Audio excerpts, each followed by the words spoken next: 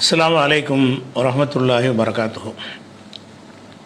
அன்பிற்குரிய சகோதர சகோதரிகளே, திருக்குர்ஆனில் இலக்கிய நயம் என்ற இந்த தொடர் நிகழ்ச்சியில் 25ஆம் நாளில் நாம் அமர்ந்திருக்கிறோம். திருக்குர்ஆனில் சில செய்திகளை அல்லாஹ் சொல்லும் பொழுது உதாரணங்களை காட்டி நமக்கு புரிய வைக்கிறான். அந்த உதாரணங்களை காட்டி புரிய வைப்பதும் இலக்கியத்தில் ஒரு வகையாக இருக்கிறது. அப்படி அல்லாஹ் காட்டக்கூடிய ஒரு உதாரணத்தில் முக்கியமான உதாரணம் என்னென்னு சொன்னால், 13வது அத்தியாயத்தில் 14வது வசனத்தில் ஒரு உதாரணத்தை அல்லாஹ் எடுத்து காட்டுகிறான். என்ன எடுத்து காட்டுகிறான்னு சொன்னால், அது விளங்குறதுக்கு முன்னாடி அல்லாஹ்வை மட்டும் வணங்க வேண்டிய, பிரார்த்திக்க வேண்டிய மக்கள் அல்லாஹ் அல்லாதவர்களை வணங்கக்கூடியவர்களாக, பிரார்த்திக்கக்கூடியவர்களாக இருக்கிறார்கள்.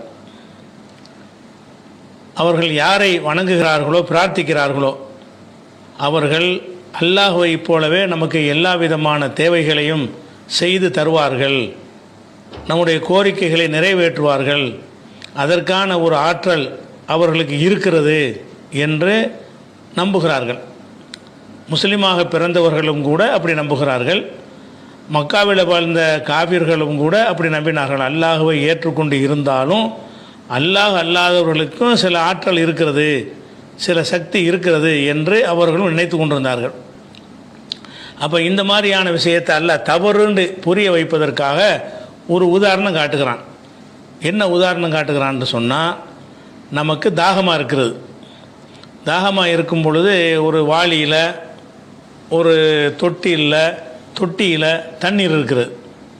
அந்த தொட்டியில் தண்ணீரை எடுத்து நம்ம தாகத்தை குடிக்கணும்.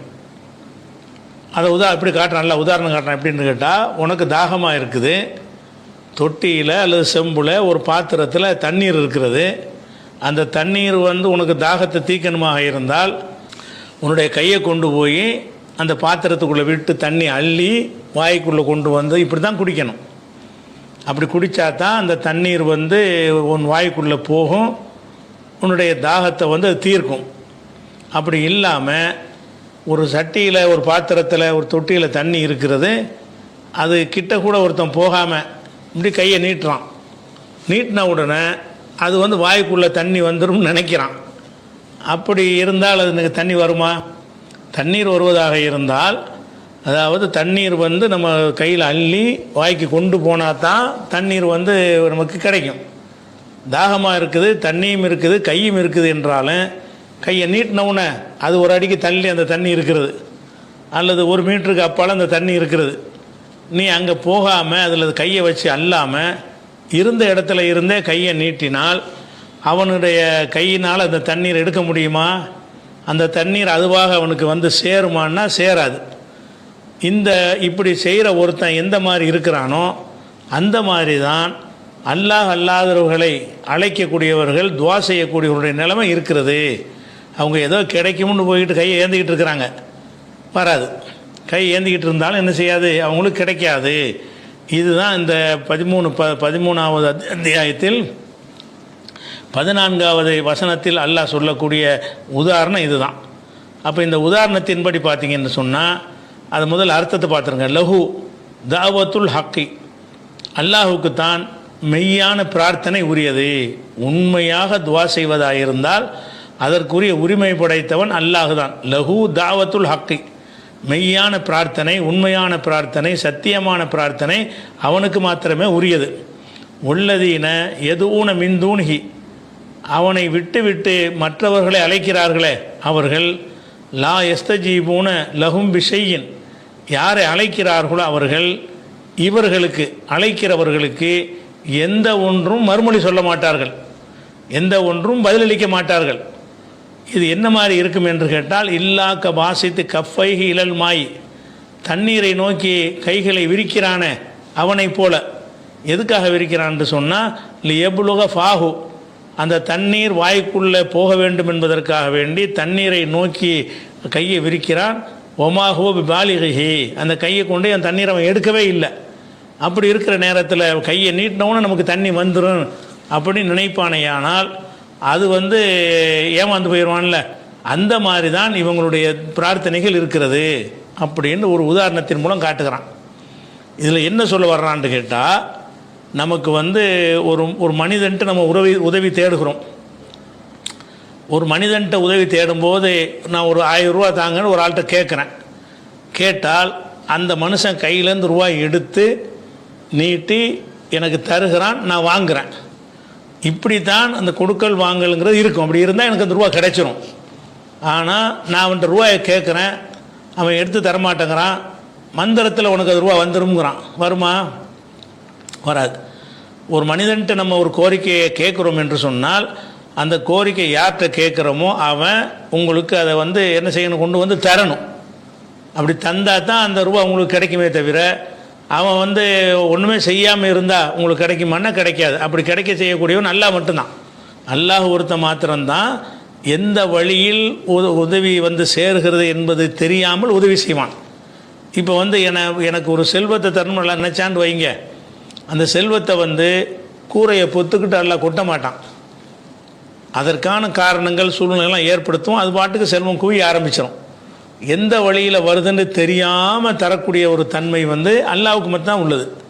நீ அல்லாஹ்கிட்ட எதையாவது கேட்டாயானால் உனக்கு தெரியும் விதமாகத்தான் அவருடைய உதவி வந்து உனக்கு சேரணும். தெரியும் விதமாக அந்த உதவி வந்து சேரலை என்று சொன்னால் அவர் அந்த உதவி செய்யலைன்னு அர்த்தம், செய்ய மாட்டார்னு அர்த்தம். ஒரு மருத்துவர்கிட்ட போகிறோம், உதவி தேடலாம், நோயாக இருக்குதுங்க அப்படின்னு உதவி தேடினோம் என்று சொன்னால் அவர் அதை இருக்கிற இடத்துல உட்கார்ந்துக்கிட்டு அப்படியா உனக்கு வயிற்று வலிக்குதா நீ போ சரியாக போயிடும் அப்படின்னு சொன்னாரையானால் சரியாக போவாது. அவர் எனக்கு வந்து வைத்தியம் செய்வதாக இருந்தால் எனக்கு என்ன செய்யணும், ஒரு இன்ஜெக்ஷனை போடணும், அல்லது சில மாத்திரைகள் அவர் தரணும், அல்லது எழுதி தரணும். இந்த மாத்திரையை போய் நீ வாங்கி சாப்பிடு அப்படின்னு சொல்லணும். அப்போ அவர் எனக்கு மருத்துவம் செய்வதாக இருந்தால் அவரிடமிருந்து ஒரு இயக்கம் இருக்க வேண்டும். அந்த இயக்கத்தின் மூலமாக என்னை வந்து அவர் அணுக வேண்டும்.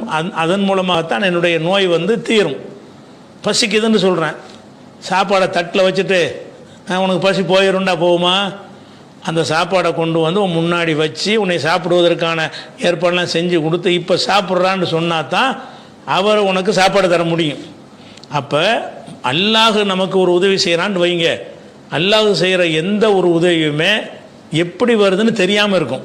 அல்லாஹ் உதவி செய்ய, நமக்கு நோயாக இருக்குன்னு வைத்த வலிக்குது நல்லா துவா செய்கிறோம், அல்லாஹ் வந்து இன்ஜெக்ஷன் போடுவானா, மாத்திரை தருவானா, அல்லது இந்த வயிற்று வலி போவதற்காக என்னத்தையாவது ஆகாயத்திலேருந்து இறங்கி ஏதாவது ஒரு தைலத்திலிருந்து தடை விடுவானா?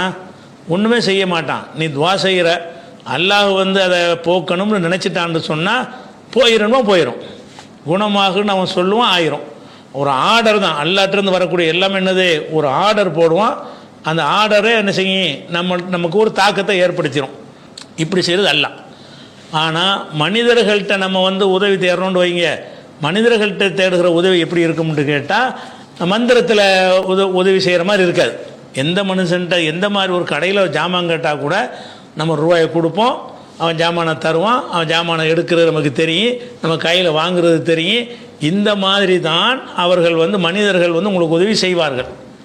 இப்படி தான் உதவிகள் எந்த மருத்துவ உதவியாக இருந்தாலும் சரி, ஒரு நண்பர்கிட்ட கடன் கேட்குறதா இருந்தாலும் சரி, ஒருவேளை சாப்பாடு கேட்குறதா இருந்தாலும் சரி, ஏதோ ஒரு தண்ணி ஒரு டம்ளர் தண்ணீர் கேட்குறதா இருந்தாலும் சரி, அதெல்லாம் எப்போ நமக்கு அது கிடைக்கும் என்று கேட்டால் யாரிடத்தில் கேட்குறீர்களோ அவர்களுக்கு வந்து இயக்கம் இருக்கணும். யாரிடத்தில் நீங்கள் கேட்குறீங்களோ அவங்களுக்கு ஒரு இயங்குதல் இருக்க வேண்டும்.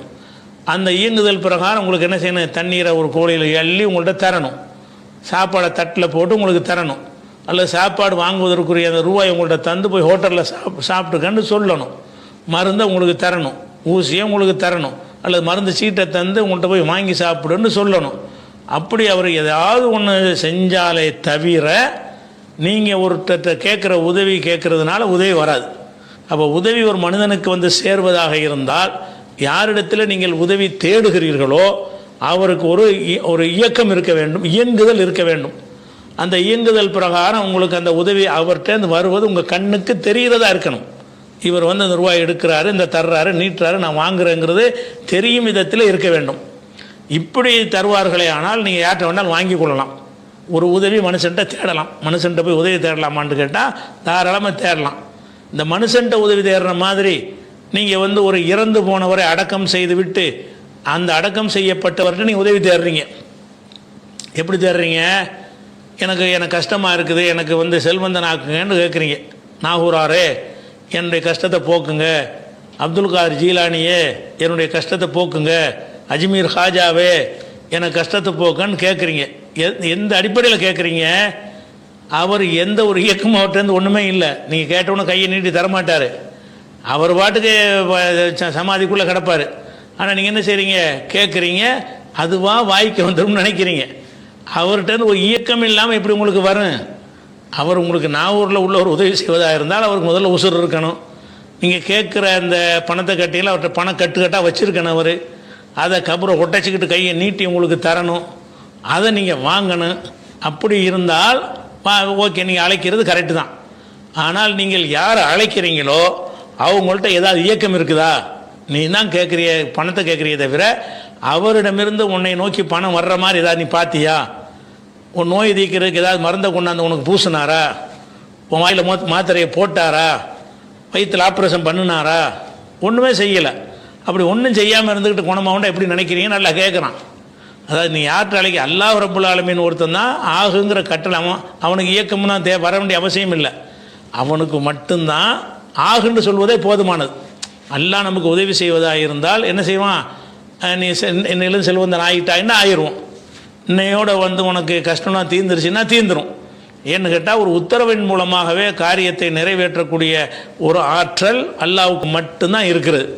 அந்த மாதிரி நீ வேற ஒருத்தன் கேட்டீன்னு சொன்னால் அவன் உனக்கு உதவி செய்கிறான், நீ நம்புறதா இருந்தால் அவன் உனக்கு தெரிகிற மாதிரி அந்த உதவியை செய்யணும். அப்படி தெரிகிற மாதிரி செஞ்சாதான் அந்த உதவி உனக்கு வந்து சேருமே தவிர இல்லைன்னா உனக்கு சேராது. இவ்வளவு அர்த்தத்தை உள்ளடக்கி அற்புதமான உதாரணத்தை எல்லாம் காட்டுறான்.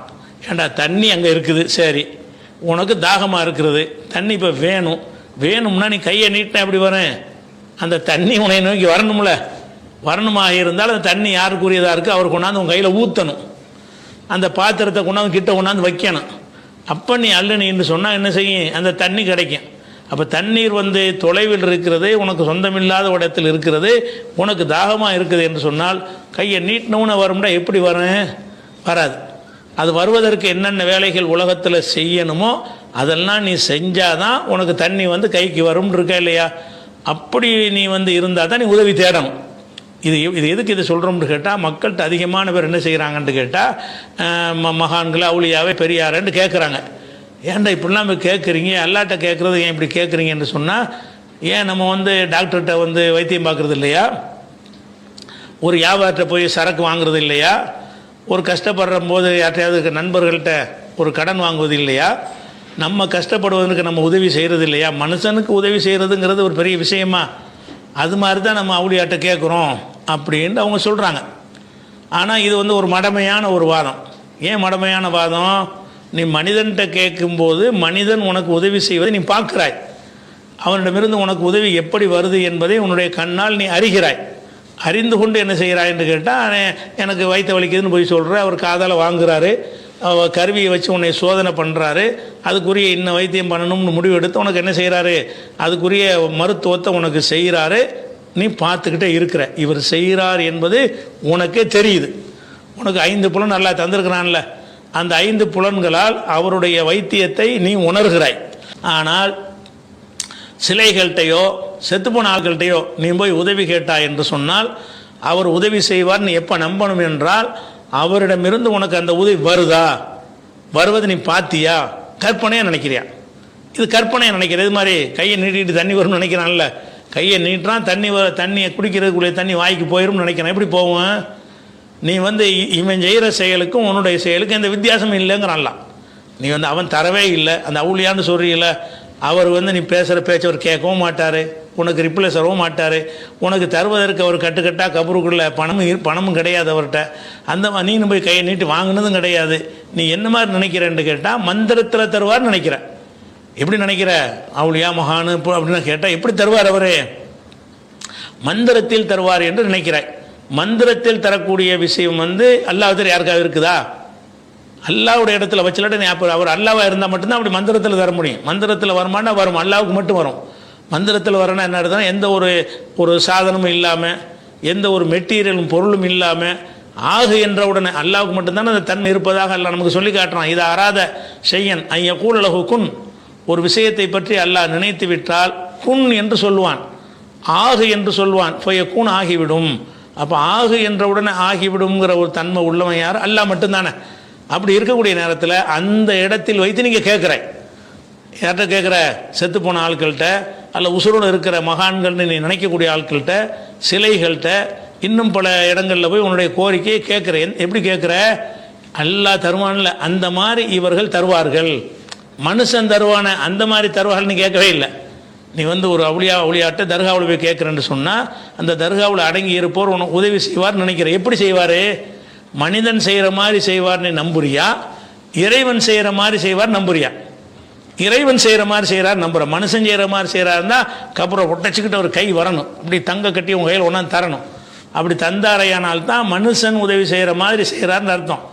அவர் பாட்டுக்கும் கிடக்கிறாரு, நீ நான் நினச்சிக்கிற தப்பாக நினச்சிக்கிற என்ன செய்கிற? இவர் வந்து அவர் மந்திர சக்தியில் நம்ம கேட்டோம்ல, மந்திர சக்தியில் ஆகுன்னு சொல்லி ஆக வச்சிருவாரு, அதான் நீங்கள் நினைக்கிறீங்க அதிகமான பேர். அவர் எப்படி உனக்கு உதவி யார்ட்டோன்னா உதவி கேளு. மனுஷன் என்ன கேட்குறது? ஒரு ஏடிஎம் மிஷினில் கூட கேட்கலாம், அது உதவி செய்கிறத கண்ணால் பார்க்குறோம்.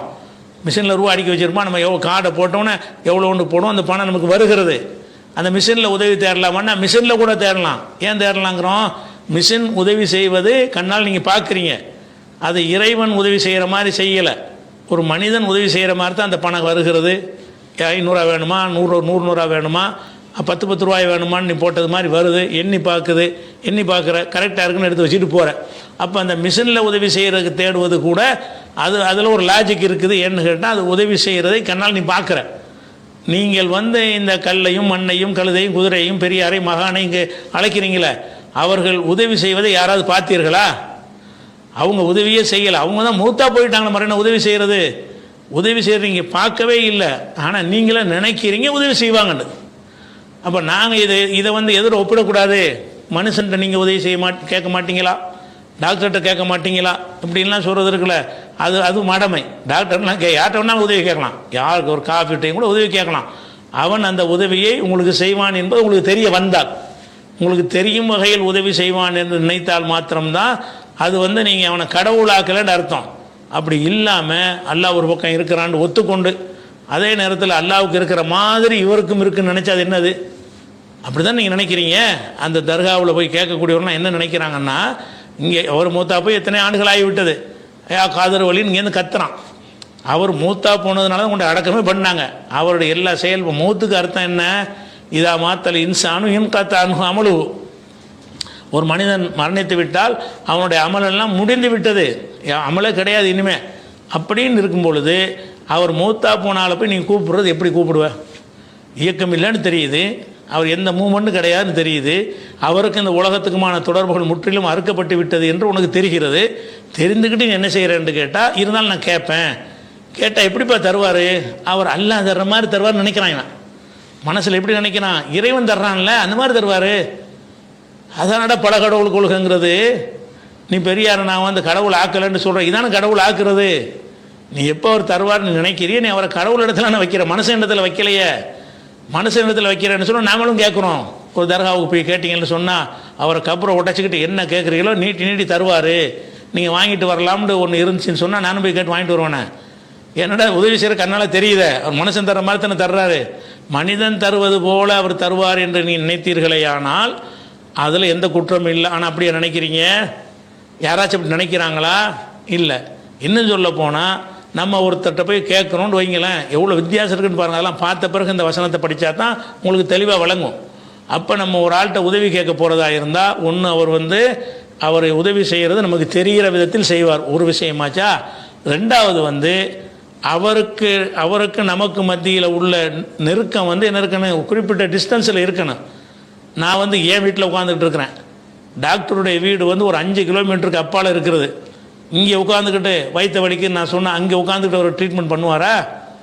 ஃபோனில் வேண்டாம் கேட்கலாம், அது ஒரு நேரம் நிற்கிற மாதிரி தொடர்பு மூலமாக பேசி சில மருத்துவ ஆலோசனைகள் சொல்லுவார். மருந்து தர முடியாது, இருந்தாலும் மருத்துவ ஆலோசனை செய்யலாம்.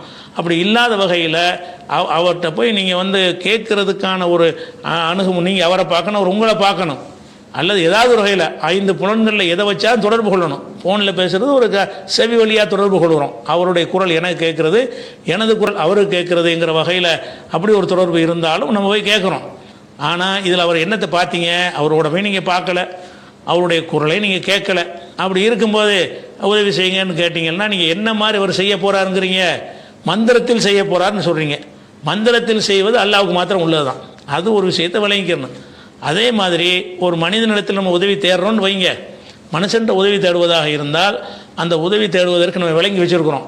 ஒரு டாக்டர் இருக்கார், 10 நோயாளிகள் உட்கார்ந்துருக்குறாங்க. 10 பேரும் ஒன்றா போவாங்களா? 10 பேரையும் ஒன்றா அந்த டாக்டர் கூப்பிடுவாரா? கூப்பிட மாட்டார். ஒவ்வொருத்தரையாக கூப்பிடுவார். நீங்கள் அவர் கூப்பிடாமல் நீங்கள் 10 பேர் ஒன்றா போய் 10 பேரும் ஒரே நேரத்தில் ஒருத்தன் வயிற்று வலிங்கிறான், ஒரு தலைவலிங்கிறான், ஒருத்தர் காய்ச்சலுங்கிறான், ஒருத்தன் என்னென்னமோ சொல்கிறான். 10 பேரும் சேர்ந்துக்கிட்டு ஏதாவது சொன்னீங்கன்னா அவருக்கு ஏதாவது ஒன்றாச்சும் விளங்குமா? விளங்காது. ஏன்னு கேட்டால் அவர் மனிதன். அவருக்கு ஒன்றா தான் கேட்க முடியும். காது 2 இருந்தால் கூட 2 கேட்க முடியாது. 2 காது இருந்தால் கூட 2 காது சேர்ந்து ஒன்று தான் கேட்க முடியும். அப்போ நம்ம கோரிக்கை வச்சோம்னு சொன்னால் எதுக்கு கியூ வைக்கிறாங்க? உதவி செய்கிற இடங்களில் கியூ எதுக்கு வைக்கிற காரணம் என்ன? ஒரு நேரத்தில் ஒன்றை தான் அவர் ரிசீவ் பண்ண முடியும். ஒரு நேரத்தில் பல கோரிக்கைகளை ரிசீவ் பண்ண முடியாது. அப்படிங்கிற ஒரு அடிப்படையில் தான் நம்ம என்ன செய்கிறாரு, டாக்டரே ஒவ்வொருத்தருக்கா டோக்கன் கொடுக்குறாங்க. 1வது டோக்கனை முடிச்சுட்டு தான் 2வது டோக்கன் போகிறோமே தவிர 10 டோக்கனை வாங்கிட்டு 10 பேர் உள்ளே பொண்ணு சொன்னீங்கன்னா அது ஒரு இறைச்சலாக அவர் கேட்குமே தவிர உங்களுடைய கோரிக்கைகள் விளங்காது. அப்படி தானே மனுஷனை விளங்கி வச்சுருக்கிறோம். மனிதர்கிட்ட உதவி தேடுவதாக இருந்தால் மனிதருடைய பலவீனத்தை விளங்கி வச்சுருக்கிறோம். இவனுக்கு ஒரு நேரத்தில் ஒன்று தான் இவனுக்கு செய்ய முடியும், மந்திரத்தில் ஒன்றும் செய்ய முடியாது அப்படின்னு விளங்கிட்டு போய் கேட்குறீங்க. ஆனால் இந்த செத்துப்போன ஆளுக்கிட்ட கேட்குறீங்களே, கல் மண் மரத்தில் போய் கேட்குறீங்களே, எப்படி கேட்குறீங்க? ஒரு நேரத்தில் 1,00,000 பேர் கேட்குறான். அவர் எங்கேயோ அடக்கப்பட்டு கிடக்கிறாரு. அவர்கிட்ட மதுரையிலேருந்து 50 பேர் கேட்குறான், திருச்சியிலேருந்து 50 பேர் கேட்குறான், அமெரிக்காவிலேருந்து 100 பேர் கேட்குறான், சவுதி அரேபியாவிலேருந்து 10 பேர் கேட்குறான். ஒரே நேரத்தில் கேட்குறான். இம்புட்டும் அவரு கேட்கும்னு நினைக்கிறீங்க.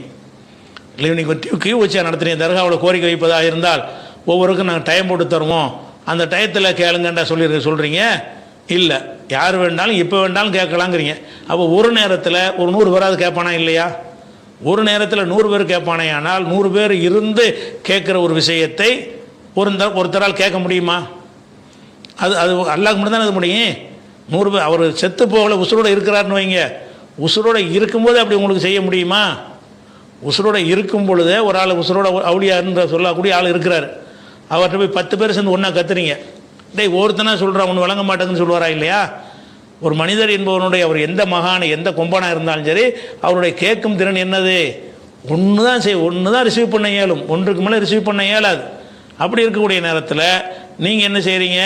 அவுளியான்னு சொல்கிறீங்க, மகான்கிறீங்க, கல் மரத்தையெல்லாம் மரம்லாம் தெய்வம்னு சொல்கிறீங்க.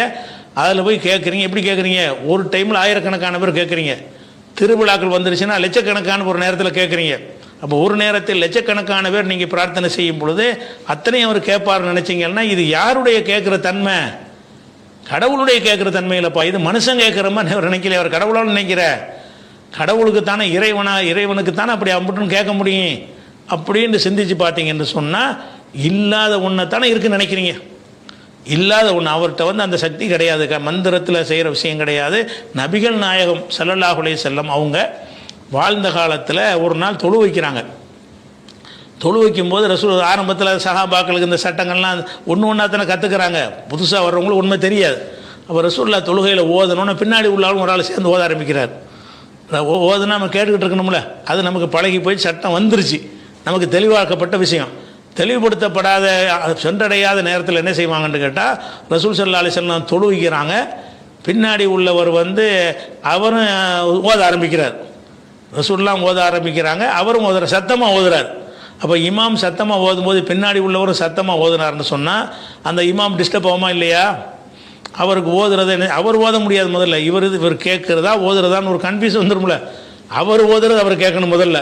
அடுத்த ஓதுறது கலந்துருச்சுன்னு சொன்னால் அவர் ஓதுவதற்கே பஞ்சாயத்து ஆயிருமா இல்லையா? அந்த மாதிரி நபிகள் நாயகம் ஸல்லல்லாஹு அலைஹி வஸல்லம் அவங்களுக்கு என்ன ஆகுதுன்னா பஞ்சாயத்து ஆகுது.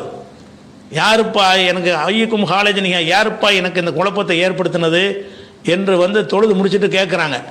இல்லை நான் தான் ஓதுனேன். அப்படி ஓதாத, இனிமே நீ ஓதுறது எனக்கு டிஸ்டர்ப் ஆகுதுங்கிறாங்க. அப்போ நபிகள் நாயகம் ஸல்லல்லாஹு அலைஹி வஸல்லமுடைய கேட்குற திறனை அவங்க ஓதும்போது இன்னொன்று கேட்க முடியலை. நீங்கள் மூத்தா போன ஆளுக்கு இருந்து லட்சம் பேர் பேசுகிறத கேட்பான்னு நினைக்கிறீங்க. மூத்தா போன ஆளுக்கு இந்த உசுரோடு இருக்கிற அல்லாஹ்வுடைய தூதர், உலகத்திலே பெரிய அவுலியா அவங்க தான். அந்த ரசூல் ஸல்லல்லாஹு அலைஹி வஸல்லம் அவர்கள் வாழ்ந்த காலத்தில் அவங்க தொழுகிறாங்க, பின்னாடி ஒருத்தர் ஓதுறாரு, அவர் ஓதுனா ஓதட்டுமேன்னு சொல்லி அதை ஒரு காதில் வாங்கிட்டு இதை ஒரு காதில் வாங்க வேண்டியது தானே. அப்படி எல்லாம் படைக்கலை. நம்ம ஓதுறத நம்ம கேட்கும்போது இன்னொருத்தன் ஓதுற கேட்க முடியாது. நீங்கள் ஒரு ஆள் ஓதுறதை கேட்கணுமா இருந்தால் நீங்கள் சைலண்ட்டாக இருந்தால் தான் கேட்க முடியும். நீங்கள் ஒரு பக்கம் சத்தம் போட்டு ஓதுறீங்க, அவர் ஒரு பக்கம் ஓதுறாருன்னா எதை கேட்பீங்க? உங்கள் சொல்லி நீங்கள் கேட்க வேண்டி இருக்கிறது முடியவே முடியாது. அதை ரசூல் ஸல்லல்லாஹு அலைஹி வஸல்லம் கண்டிச்சிட்டாங்களா இல்லையா? நீங்கள் என்ன பண்ணுறீங்க? ஒரு நேரத்தில் ஆயிரக்கணக்கான பேர் பிரார்த்தனை பண்ணுனா கேட்கும்னு நினைக்கிறீங்களே, அந்த திறன் இந்த காதுக்கு இருக்குதா? எந்த மகானுடைய காதுக்காவது இருக்குதா? இல்லை. அப்போ நீங்கள் எல்லா வகையிலையும் அது ஜீரோவாக இருக்குது, அவர்கிட்ட எதுவுமே வராதுங்கிறது 100% உறுதியாக இருக்கிறது. அப்படியான ஒன்றை என்ன செய்கிறீங்கன்னு கேட்டால், நமக்கு குழந்தையை கேட்டால் அவர் குழந்தையை தருவார், நோய் நீக்க சொன்னால் நோயை நீக்குவார், விசா கேட்டால் விசா தருவார், பெரிய பங்களா கேட்டால் பங்களா தருவார், கடன் அடைக்க சொன்னால் கடன் அடைக்குவார், கவலையை போக்க சொன்னால் கவலையை போக்குவார், மழையை கேட்டால் மழையும் தருவார். இப்படிலாம் நினைக்கிறீங்களே, எப்படி தருவார்? அப்போ நீங்கள் என்ன செய்யணும்? அவரிடமிருந்து மந்திரத்தில் செயல்படக்கூடிய ஒரு தன்மை இருக்கிறவன் தான் அதை செய்ய முடியும். மந்திரத்தில் செயல்படுறவன் யாருன்னா அல்லாஹ் மட்டும்தான். மந்திரம்னா என்ன? ஒன்றுமே இல்லாமல் செய்கிறது. மந்திரம்னா என்னன்னு கேட்டால் ஒன்றுமே இருக்காது கையில், ஒன்று வந்துடணும். இப்படி செய்யக்கூடிய தன்மை மனுஷனுக்கு இருக்காண்டா கிடையாது. இப்படி செய்யக்கூடிய தன்மை யாருக்கு இருக்குன்னா அல்லாஹ்வுக்கு தான் இருக்குது. அல்லாஹ் அதுக்கு சொந்தம் கொண்டாடுறான். மெட்டீரியல்லாம் தேவை கிடையாது. உன்னை வச்சு தான் உன்னை செய்யணுங்கிற அவசியம் கிடையாது. ஒரு ஆர்டர் மட்டும்தான். அல்லாஹ்ட்ட ஒரு கட்டளை வந்தால் போதும், அது நடந்துடும். அப்படிங்கிற மாதிரி இருக்கிறதுனால தான் அல்லாஹ் எப்படி உதாரணம் காட்டுறான் பாருங்கள். லஹு தாவத்துல் ஹக், உண்மையான துவா அவனுக்கே உரியது. நீங்கள் பிரார்த்தனை செய்கிறதா இருந்தால் நீங்கள் அல்லாஹ்ட்ட தான் கேட்கணும். தாவத்துல் ஹக்குங்கிற மெய்யான துவா என்பது அவனுக்கே சொந்தம். அப்போ துவாங்கிறது அல்லாஹ்வுக்கு மட்டும்தான் சொந்தம் நல்லா சொல்கிறான். சொல்லிவிட்டு வல்லதீன எதுவுன மிந்தூனிகி, அவனை தவிர மற்றவர்களை அழைக்கிறார்களே அவர்கள் லா யஸ்தஜீபுன லஹும் பிஷையின், இவர்களுக்கு அவர்கள் எந்த பதிலும் தரமாட்டார்கள். பதில் தரல தானே கேட்டிங்களா? பதில் சொன்ன காதில் விளங்குச்சா? அவர் கையினால் நீட்டி உங்களுக்கு தந்தது விளங்குச்சா? ஒன்றுமே செய்யலை, ஒரு பதிலும் தரவில்லை. எந்த மாதிரி தவிரன்னு கேட்டால், இல்லா க பாசித்து கஃபை ஹீலல் மாய், தண்ணீரின் பக்கம் கையை விரிக்கிறான். இல்லை எவ்வளோ பாகு வாய்க்கு வாய்க்கு அந்த தண்ணீர் வரணும் என்பதற்காக கையை நீட்டுறான். ஒமாஹுவ பி பாலிகி, அவன் அந்த தண்ணீரை அடையலை. தண்ணீர் அடையாமல் இருந்து கொண்டு, தண்ணீரில் கொண்டு கையை வைக்காமல் இருந்து கொண்டு, தண்ணீரில் கையில் அல்லாமல் இருந்து கொண்டு கையை நீட்டுறான். எனக்கு தண்ணி வந்து நினைக்கிறான். இது எப்படி ஒரு அறிவீனமான ஒரு செயலோ, இது எப்படி ஒரு பயனற்ற செயலோ, இப்படி செய்வதனால் எந்த ஒரு தாகமும் அவனுக்கு தீரப்போவது இல்லையோ, அந்த மாதிரி தான் உங்களுடைய இந்த பிரார்த்தனைகள் அமைஞ்சிருக்குது அப்படிங்கிறத காட்டுவதற்கு தான் எல்லாம் என்ன செய்கிறான்னு கேட்டால், இந்த வசனத்தில் 13-14 சொல்லி காட்டுறான். அப்போ இதை ஒரு விஷயத்தை வரணும். அதுக்கடுத்து இன்னொரு விஷயம் என்னென்னு கேட்டால், முக்கியமான இது பற்றி சொல்லி கொண்டதுனால இது தொடர்பாக இன்னும் பல வசனங்கள் அல்லாஹ் என்ன செய்கிறான்னா பல அடிப்படையை சொல்லித்தர்றான். அதான் அல்லாஹ்ட்ட துவா செய்யலாம், கேட்கலாம். அவங்களுக்கும் ஒரு அல்லாஹ்ட்ட கேட்டு வாங்கி தருவார்கள்னா கதை இழப்பாங்க. கேட்டோம்னா அவுலியாவது சொந்தமாக தருவார்னா நாங்கள் சொல்லுகிறோம், அவர் இறைவன்ட்ட வாங்கி தருவார்னு சொல்றீங்க. வாங்கி தருவது தனியாக கிடக்கட்டும், நீ கேட்குறது அவர் காதுக்கு விளங்குமா? அது பேச முதல்ல நீ கேட்குறது அவர் காதுக்கு விளங்குமா? ஒரு நேரத்தில் விளங்கும்னா அவர் உனக்கு விளங்குற மாதிரி பதில் சொல்ல வேண்டியதானே? அவர் மனுஷன் தானே. அவருக்கு விளங்குமாக இருந்தால் உனக்கு விளங்குற மாதிரி அழைக்கும் சொல்லான்னு சொல்லி பார்ப்போம். உனக்கு தருவார்னு சொன்னால் உனக்கு தெரியும், மனுஷன் தானே அவர், உனக்கு தெரிகிற மாதிரி தர சொல்லு. மனுஷன் இல்லைன்னு நினைக்கிறீங்க. இப்போ தெரிகிற மாதிரி தந்துட்டா மனுஷன், தெரியாத மாதிரி தருவார்னா இறைவன். அப்போ இறைவன் தருவார்னு நினைக்கிறீங்களா இல்லையா? அந்த மாதிரி மடத்தரத்தை தோல் இருக்கிறதுக்காக அல்லாஹ் என்ன செய்கிறான்னா சில வசனங்களில் தெளிவான வாசகங்களை கொண்டு விளக்குறான், புரிய வைப்பதற்காக வேண்டி. 793, 92, 91 7வது சூறாவில் 191 இருந்து 195 வரைக்கும் நீங்கள் படித்தா போதும். இந்த கபர் வணக்கம், சமாதி வணக்கம், பெரியார் வணக்கம், மகான் வணக்கம் எல்லாமே எவ்வளோ பெரிய அப்பட்டமான ஒரு வழிகேடு, அப்பட்டமான இஸ்லாத்துக்கு எதிரான ஒரு கோட்பாடு என்று விளங்கிக் கொள்வீர்கள். அல்லாஹ் கேட்குறான், யுஷ்ரிகூன, இவர்களை இணையாக்குகிறார்களா? மாலாய குலுக்கு செய்யன், எதையும் படைக்க மாட்டார்களே அவர்களை இணையாக்குறீர்களா? நீங்கள் கூப்பிடுறீங்க ஒரு படைப்பார், அவர் எதையா படைச்சிருக்காரா? இந்த உலகத்தில் இத்தனை ஜீவராசிகள் இருக்குல்ல, அதில் அப்துல் கார் ஜீலானி படைச்சது என்ன சொல்ல லிஸ்ட்டு போடுங்க. எறும்பு அவர் படைச்சாரா, ஈ அவர் படைச்சாரா, யானையை படைச்சாரா, குதிரையை எதை படைச்சாரு? ஒன்றும் படைக்கவில்லை. லா யஹ்லு மா லா யஹ்லுகு ஷையன், எதையும் படைக்காமல் இருக்கிறார்களே அவர்களை அல்லாஹ்வுக்கு இணையாக்குகிறீர்களா? வஹும் யுஹ்லகூன், அவர்களே படைக்கப்பட்டு தான் இருக்கிறார்கள். நீ அப்துல் கார் ஜீலானிங்கிற, நாகூர் அஜ்மீர் ஹாஜாங்கிற, அவங்களாம் யாரு? அவங்களுக்கு ஒரு வரலாறு சொல்லுவா, இத்தனை ஆண்டு பிறந்தாருங்கிற. அதுக்கு முந்தி இல்லை தானே அவரை படைக்கத்தானே படுறாரு. அவர் தாய் தந்தைக்கு தானே பிறக்கிறாரு. அதுக்கு முன்னாடி உலகத்தில் இல்லை தானே அவர் படைக்கப்படுறாரு. வஹும் யுஹ்லகூன், அவர்களே படைக்கப்பட்டிருக்கிறார்களே தவிர அவர்கள் எதையும் படைக்கலை. மறையாண்ட போயிட்டு அவர்கிட்ட போய் கேட்குறீங்க. வலா யஸ்தத்தீஊன லஹும் நஸ்ரன், இவர்களுக்கு உதவி செய்வதற்கும் சக்தி அவர்களுக்கு கிடையாது. உல அம்புசகும் யன்சுரூன், தங்களுக்கும் உதவி செய்து கொள்ள மாட்டார்கள். உனக்கு உதவி செய்கிறது தனியாக கிடக்கட்டேன், அவருக்கு உதவி தனக்கு தானே உதவி செஞ்சுக்கிறவார உதவி செய்ய மாட்டார். ஒயின் ததுவும் இலல் ஹுதா, ஒரு பாதையை நோக்கி நீங்கள் அழைத்தீர்கள் என்று சொன்னால் லா எத்தபிவுக்கும், உங்களை பின்தொடர்ந்து வரமாட்டார்கள். என்ன செய்கிற? அவுளியாவை கூப்பிட்ற, கொஞ்சம் பயமாக இருக்குது, கூட வந்துட்டு போங்க, எனக்கு பஸ்ஸில் ஏற்றி விட்டு போங்க, எனக்கு டிக்கெட் எடுத்தாங்கன்னு கூப்பிட்ற, பின்னாடி வருவார் உன்னோட? வரமாட்டார். எல்லாம் எப்படி கேட்குறான்? ஒயின் ததுவும் இலல் ஹுதா, ஒரு வழிகாட்டுதல் பெறுவதற்காக அவங்களை நீங்கள் அழைத்தீர்களே, ஆனால் லா எத்தபிவுக்கும், உங்களை பின்தொடர்ந்து வரமாட்டார்கள். நமக்கு ஒரு ஹெல்ப் வேணுங்க, கூட வாங்க, வியாபாரம் பண்ணுன்னு, தனி பயணம் போகிற கஷ்டமாக இருக்குது, என் கூட கோயம்புத்தூருக்கு வந்துட்டு போங்கன்னு போய் அவுளியாவை கூப்பிட்டு வருவாரா? நீ யாரை வணங்குறீ, அவர் வருவாரா? வரமாட்டேங்கிறார்ல. இவ்வளோ அளவு புரிய வைக்கிறான் பாருங்க. ஒயின் ததுவும் இல் ஹுதாலா எத்தவிவுக்கும், உங்களை பின்தொடர்ந்து வரமாட்டார்கள். சவாவுன் அலைக்கும், உங்களுக்கு சமமாக இருக்கிறது எது? தௌத்துமுகும் அமன்தும் சாமித்தும், நீங்கள் அவர்களை அழைப்பதும் அல்லது மௌனமாக இருப்பதும் சமமே. நாகூராண்டவரை நீ கூப்பிட்டாலும் ஒன்று தான், கூப்பிடாமல் மௌனமாக இருந்தாலும் ஒன்று தான். எந்த ஃபாயுதாவும் கிடையாது, எந்த புண்ணியமும் கிடையாது. அவர் கேட்காதுங்கிறான்ல.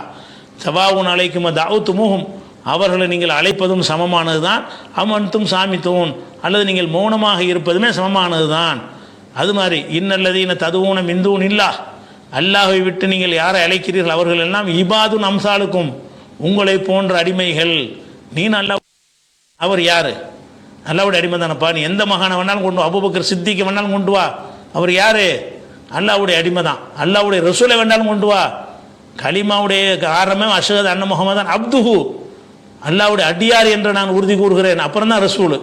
அப்போ முகமது ஸல்லல்லாஹு அலைஹி வஸல்லம் கொண்டு வந்தாலும் சரி, எந்த நபியை கொண்டு வந்தாலும் சரி, இந்த மகானை கொண்டு வந்தாலும் சரி, எல்லாருமே யாரு? அடிமைகள்.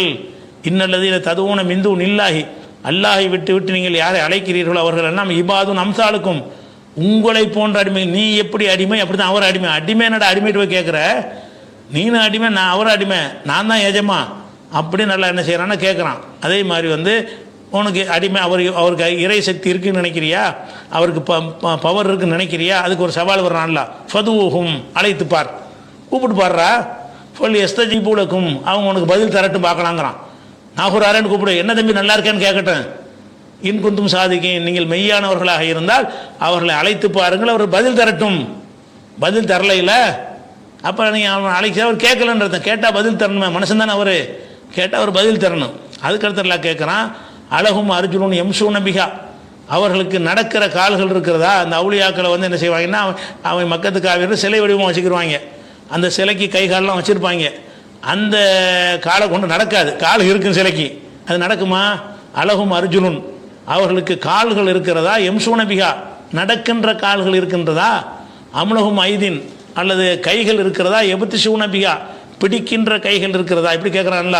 அழகும் அர்ஜுனுன் எம்சூன பிகா, நடக்கின்ற கால்கள் அவர்களுக்கு இருக்கிறதா?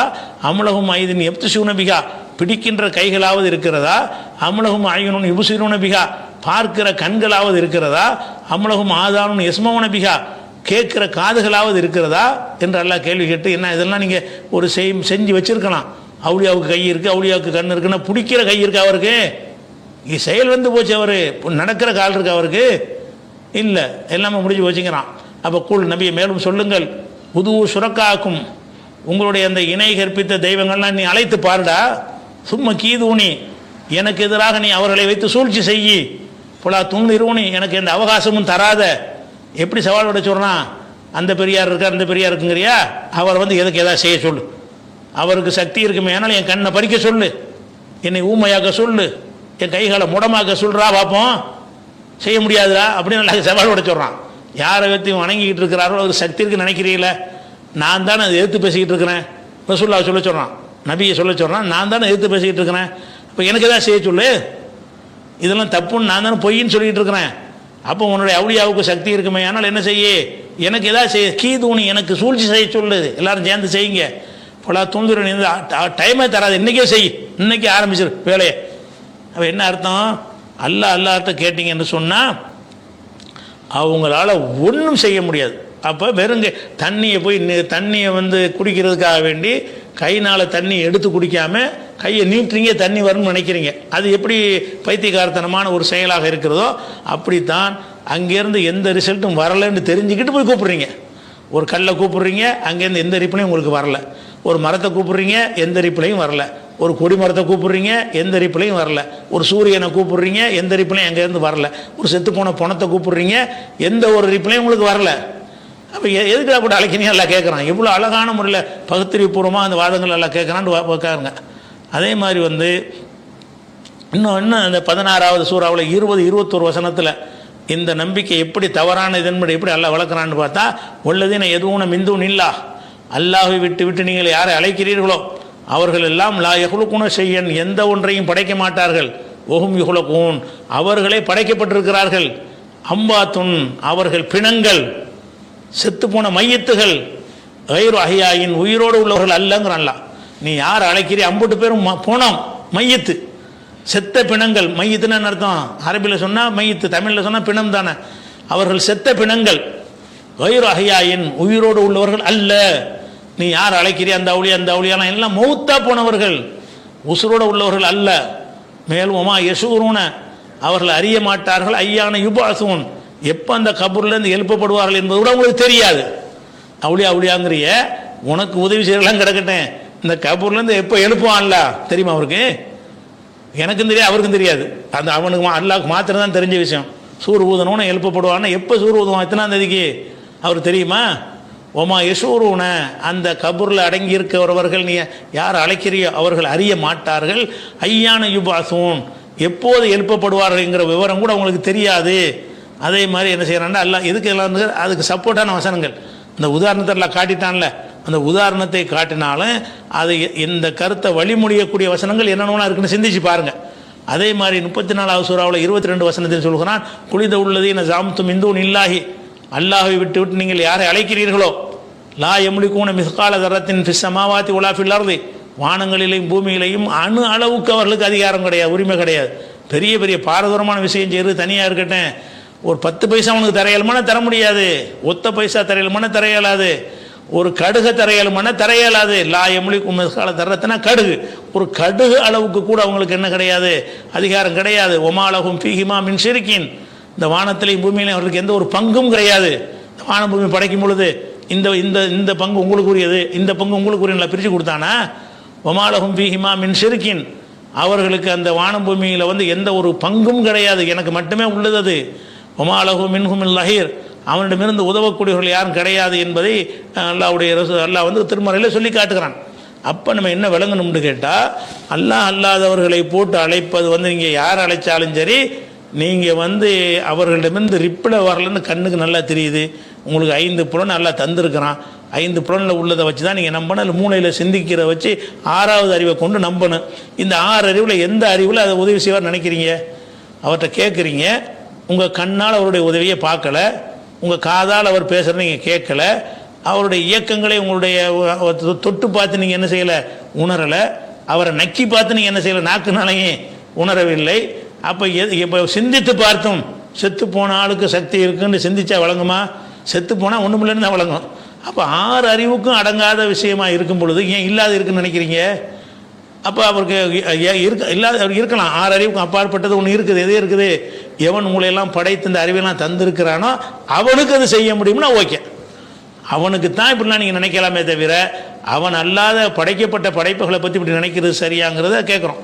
அதே மாதிரி இன்னும் சொல்ல போனால் அந்த மக்காவுரை காபிர்கள்லாம் இருந்தாங்களே, சிலையை வணங்கினாங்க.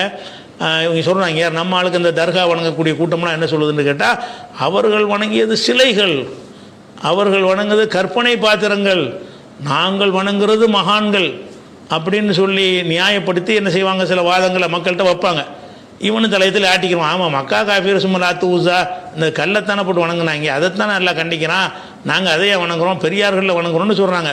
அப்போ பெரியார்கள்லே பெரிய பெரியார்னு சொல்வதாக இருந்தால் இப்ராஹிம் நபி தானே உள்ளதில் பெரிய பெரியார்.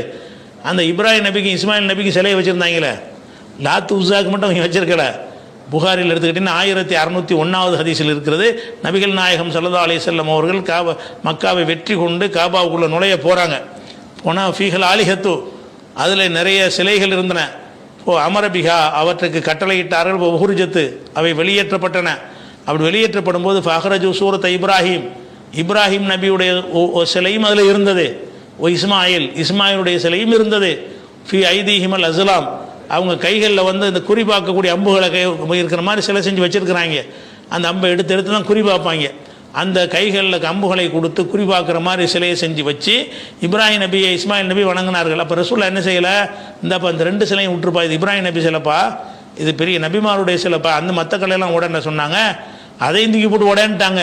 காத்தலஹமுல்லா, அல்லாஹ் அவரை நாசமாக்கட்டும் அப்படின்னு சொல்லிட்டு என்ன செஞ்சாங்கன்னா எல்லா சிலைகளையும் எடுத்து உடைக்க சொன்னாங்கன்னு வருது. அப்போ மக்கா காப்பீர்களும் நல்லடியார்களையும் வணங்கி தானே இருக்கிறான். அது பிரித்து வந்து ரசூல்லா சொல்லலையே, எந்த சிலையும் வேணான்னு சொன்னாங்களே தவிர நீ லாத்து உஸா மனாத்துன்ற கற்பனை பாத்திரங்களை விட்டுருப்பா, இப்ராஹிம் இஸ்மாயில் மூசா ஈசான்னு வச்சுக்கப்பா அப்படின்னு சொல்லியிருக்கலாம்ல. அதையும் தானே உடைக்கிறாங்க. அதனால் அந்த கான்செப்டுக்கு இஸ்லாத்தில் இடமே கிடையாது. இன்னும் சொல்ல போனால் அதில் வந்து என்ன செய்கிறாங்கன்னு கேட்டால், அந்த கிறிஸ்தவர்கள் மரியம் அலைஹிஸ்ஸலாத்தை கொண்டாடுவாங்கள்ல, அதை காப்பி அடித்து இவங்க மரியத்துக்கும் சிலையை வச்சுருந்தாங்க. சர்ச்சில் மேரி சிலை இருக்கிற மாதிரி காபாவில் மேரி சிலை இருந்தது. அப்போன்னா வந்து என்ன ஆகுது, இப்ராஹிம் நபி சிலை, இஸ்மாயில் நபி சிலை, மேரி சிலையெல்லாம் வைத்திருந்தார்கள். அது எங்கேருந்து விளங்குதுன்னு கேட்டால் புகாரில் 3351 ஹதீஸில் இருக்கிறது. இப்னு அப்பாஸ் அறிவிக்கிறாங்க, தஹல நபி ஸல்லல்லாஹு அலைஹி வஸல்லம் அல் பைத்த, ரசூல்லா காபத்துல்லாவில் நுழைந்தார்கள். இப்போ வஜதபி சூரத்தை இப்ராஹிம் சூரத்தை மரியம், இப்ராஹிமுடைய சிலையையும் மரியமுடைய சிலையும் கண்டார்கள்.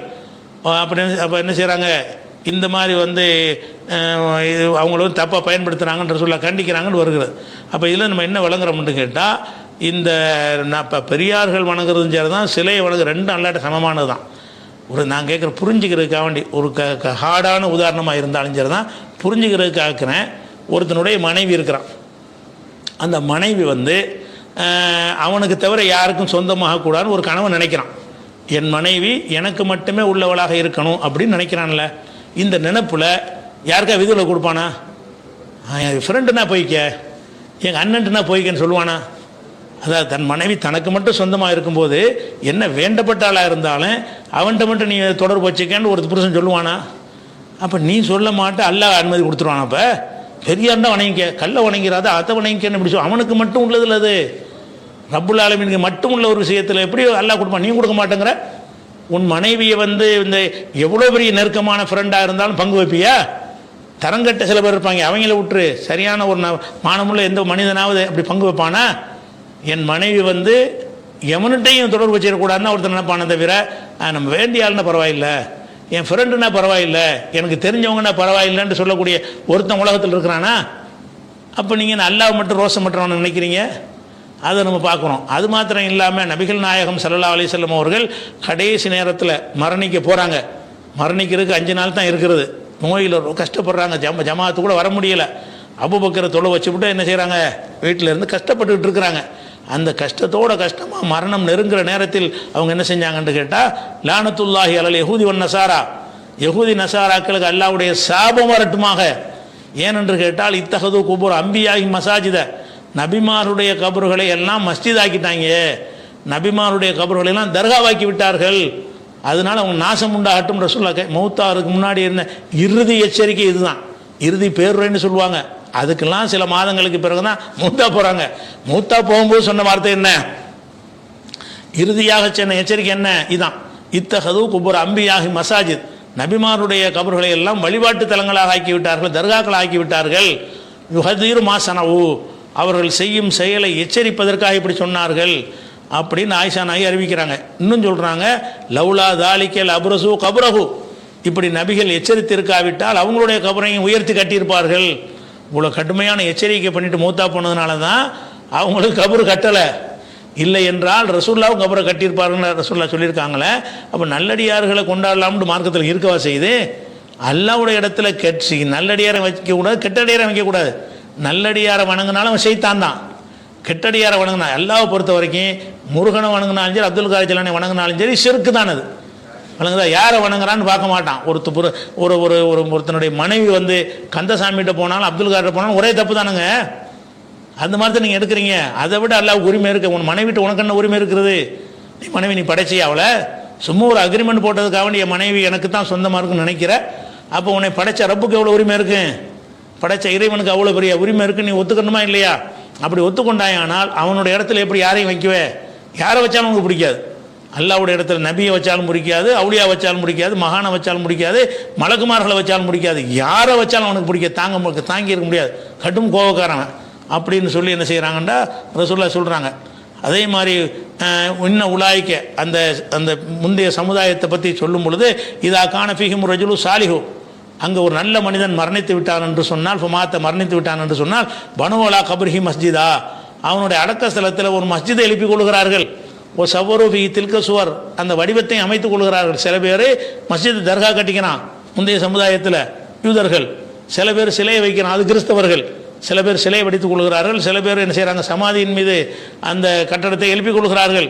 ஃபோ உலாயிக்க ஷிராருல் ஹல்க் இந்தல்லா யோமுல் கியாமா, ஃபோ உலாயிக்க இவர்கள் தான் ஷிராருல் ஹல்க் படைப்பிலே மகா கெட்டவர்கள் இந்தல்லாஹி அல்லாவிடத்தில் என்று அல்லாஹ் சொல்லி காட்டுகிறான்.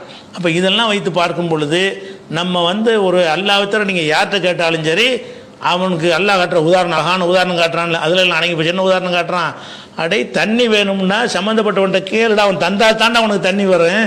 அவன் தரலன்னு சொன்னான் நீட்னா அவனுக்கு வராது, தண்ணி வராதுடா. தண்ணி என்ன செய்யணும்? வாய்க்கு தண்ணி போகணுமா இருந்தால் கையை நீட்டணும், அவன் கொண்டாந்து ஊற்றணும், அப்போ தான் அவனுக்கு தண்ணி வரும். அவன் ஊற்றவே மாட்டேங்கிறான், அவன் வாய்க்குள்ள கையை நீட்டினா தண்ணி வரும்னா எப்படி வரும்? வராது தானே. அப்படித்தானடா இங்கே நீங்கள் போய் இதை வணங்குற தெய்வங்கள்லாம் இருக்குது, ஒன்றும் தரமாட்டேங்க நல்லா தெரியுது. நீங்கள் தான் கொண்டு போய் உண்டியலில் கொண்டே காசை போடுறீங்களே, அவர் ஒரு 10 காசு உங்களுக்கு தந்ததே இல்லையே. அவரிடமிருந்து எந்த ஒரு பிரதிபலனையும் உங்கள் கண்ணால் இங்கே பார்த்ததே கிடையாது. கண்ணால் பார்த்ததில்லை, கருத்தால் உணர்ந்தது இல்லை, காதால் கேட்டதில்லை. எந்த வகையிலையும் அவர்னால் தான் இது நடக்குது என்பதற்கு எந்த ப்ரூஃபும் உங்கள்கிட்ட இல்லை. கற்பனை செய்கிறீங்க, பொய்யா கற்பனை செய்கிறீங்க. இல்லைன்னு தெரியுது, இருக்குன்னு நினைக்கிறீங்க. என்னடா இது உலகத்தில் எங்கேயாவது இருக்குமா? இது இல்லைன்னு கன்ஃபார்மாக 100% தெரிகிறது. இவர் ஒன்றும் நமக்கு செய்யலை, இவருக்கு செய்ய இயலாதுங்கிற காரணம் தான் தூக்கி போட்டு உள்ள புதைச்சிருக்கிறாங்க அப்படின்னு கண்ணு முன்னாடி நல்லா தெரிகிறது. தெரிஞ்சுக்கிட்டு என்ன செய்கிறீங்கன்னா அவர் தருவார், கிளம்பி வருவார், வைத்தியம் பார்ப்பார் அப்படின்னு நினச்சா இதுக்கு நிகரான மடம் ஏதாவது இருக்கா? இதுக்கு பேர் இஸ்லாமா? இதுக்கு பேர் இஸ்லாம் நல்லா ஏற்றுக்குருவானா? இதை ஒழிக்கத்தானுங்க ரசூலுல்லாஹ் வந்தாங்க. இந்த யூதர்கள்ட்ட இருந்த சமாதி வழிபாட்டையும் அவங்கள்ட்ட இருந்த சிலை வழிபாட்டையும் ஒழிச்சு கட்டத்தான் ரசூலுல்லாஹ் வந்தாங்க. அவங்கெல்லாம் வந்து அல்லாஹ்வுன்னு அவங்கள அல்லாஹ்னு நினைக்கலையே, சிலைகளை வணங்குனாங்களே, சிலைகள் எல்லாம் கடவுள்னு நினைச்சாங்க. இல்லை கடவுள்கிட்ட வாங்கி தருவான்னு நினைச்சாங்க. ஹாவுலா யூசுஃபா ஆவுனா இந்தல்லா, இவர்கள் அல்லாஹ்விடத்தில் எங்களுக்கு பரிந்துரை செய்வார்கள் என்று தானே போய் கேட்டாங்க. அதுதான் நீங்களும் கேட்குறீங்க, அதை நம்ம விளங்கிக்கிறணும்.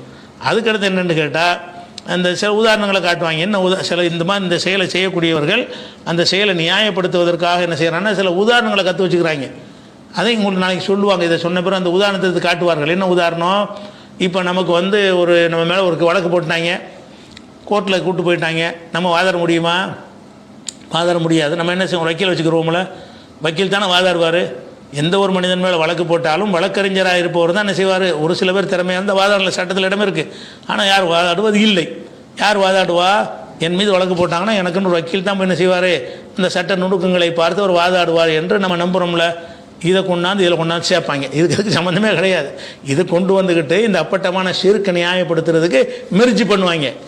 அப்போ நமக்கு போய் வக்கீலாகத்தானே அவுளியாவும் வச்சுருக்குறோம்.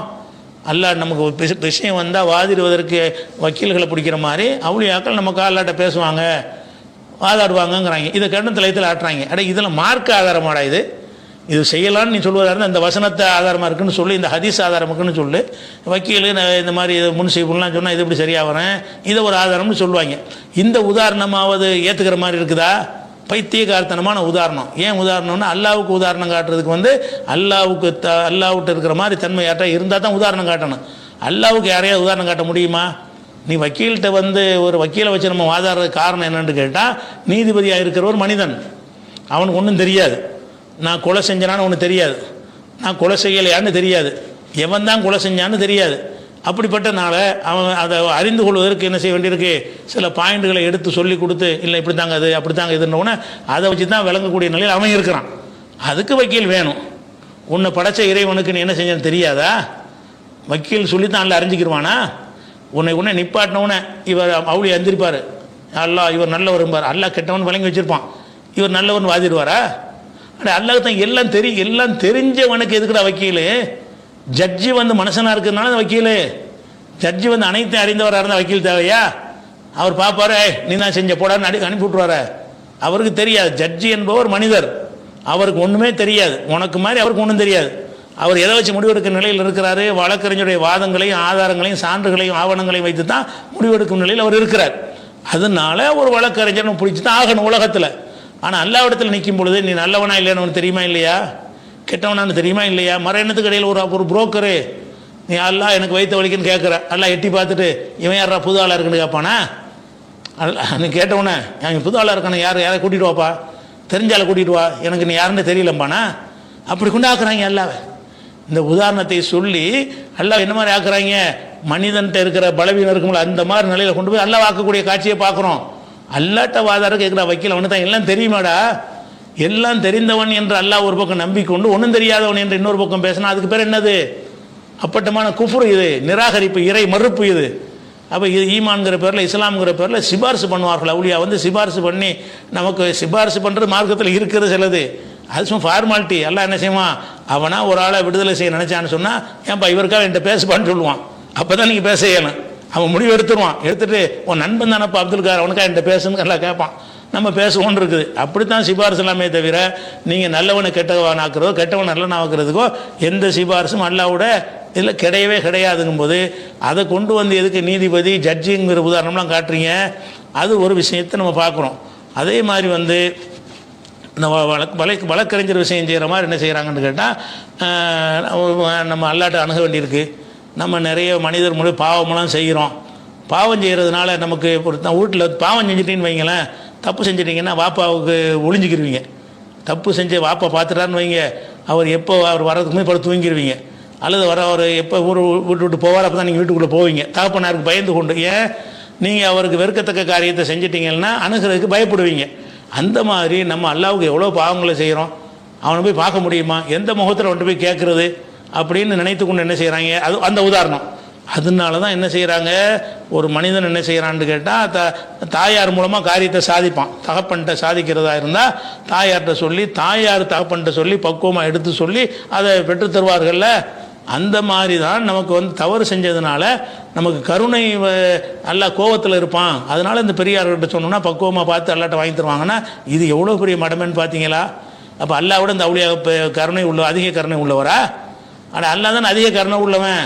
அவன்கிட்ட மன்னிப்பு கேட்டால் மன்னிச்சிருவான மறைய இவரை போய் கூப்பிட்ற. அப்போ என்ன சொல்ல பார்க்குறாங்க? ரஹ்மான் ஒரு பக்கம் சொல்லிக்கிறாங்க, அளவற்ற அருளாளண்டு. இன்னொரு இந்த அவுளியா தான் அளவற்ற அருளான, இவர் தான் ரொம்ப இறக்கம் உள்ளவர். நாங்கள் தப்பு செஞ்சாலும் பார்த்து பக்குவமாக அல்லாட்ட பேசி வாங்கி தருவார்னு. நல்லா ஏமாலியா? மனைவிக்காரி புருஷனை ஏமாற்றி என்ன செய்வா? பிள்ளைக்கு தான் வாங்கி கொடுப்பா. அந்த நிலையில் அல்லாவுடைய ஞானம் இருக்குதா? அல்லாவுடைய அறிவு இருக்குது? அல்லாவுடைய இறக்கம் இருக்கா? கருணை அவ்வளோதான் அல்லாவுக்கு. அல்லாஹ் உங்களை என்ன சொல்கிறான்? யா இபாதி அல்லதீன அஸ்ரஃபு அன்ஃபுஸிஹிம், தனக்குத்தானே தீங்கு செய்துகிட்டு எனது அடியார்களே, லா தக்னூது மின் ரஹ்மத்தில்லா, அல்லாஹ்வுடைய ரஹ்மத்தில் நீங்கள் நம்பிக்கை இழந்து விடாதீர்கள். இன்னல்லாஹ யக்ஃபிரு ஸுனூப ஜமீஆ, எல்லா பாவத்தையும் நான் மன்னிக்கிறேன். நான் அல்லாஹ்வாகிய நான் வந்து பாவம் செஞ்சிட்டீங்கன்னு மட்டும் ஒதுங்காதீங்க. யாரை கூப்பிட்றான்? நல்லடியார்களை கூப்பிடலை, அதுவும் கூப்பிட்றான். இந்த வசனத்தில் யாரை கூப்பிடுகிறான்?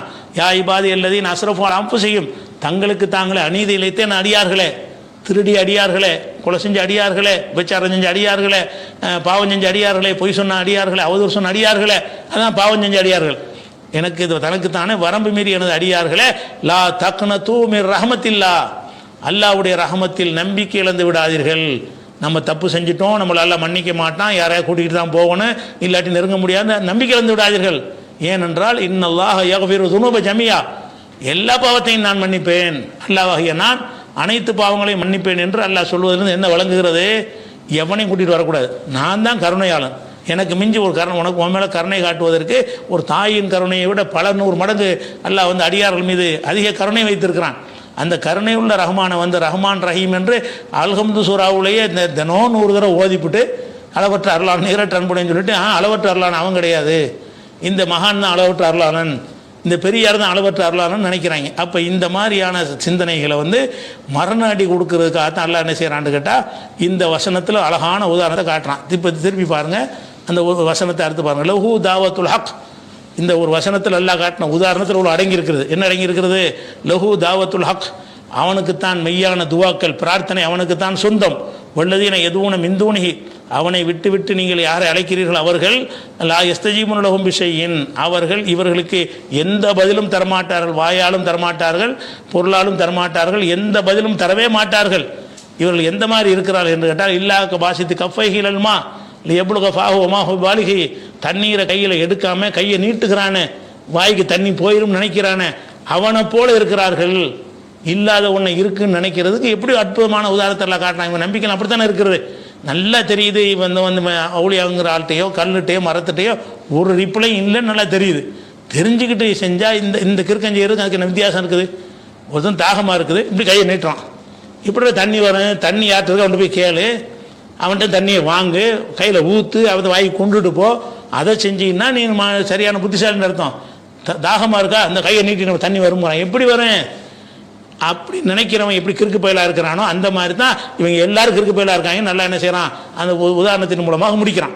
அதனால் இன்றைக்கி ஒரு வருஷம் எடுத்துகிட்டு போயிருந்தாலும் அழகான உதாரணமாக இருக்கிறதுனாலையும் தேவையான விஷயமா இருக்கிறதுனாலையும் இதை இன்றைக்கி முடிச்சுக்கிறோம். இன்ஷா அல்லாஹ் மீதி உள்ளதை நம்ம நாளைக்கு பார்க்கலாம். அடுத்து வந்து நம்ம சரி அடுத்து நம்ம இந்த அப்டேட் விஷயம் என்னென்னு சொன்னீங்கன்னா, அந்த ஹுர்முஸ் நீரிணை ஜலசந்தி இருக்குல்ல, அந்த ஜலசந்தியிலேருந்து இந்தியாவுக்கு சலுகை கொடுத்துட்டாங்க அப்படின்னு சொல்லி எல்லா நாளிதழ்களையும் வந்த செய்தி அடிப்படையாக வைத்து ஒரு அரசின் சார்பாக கொடுத்த ஒரு செய்தியில் தான் அதை சொல்லியும் இருந்தாங்க. அதைத்தான் செய்தியாளர்கள் போட்டும் இருந்தாங்க.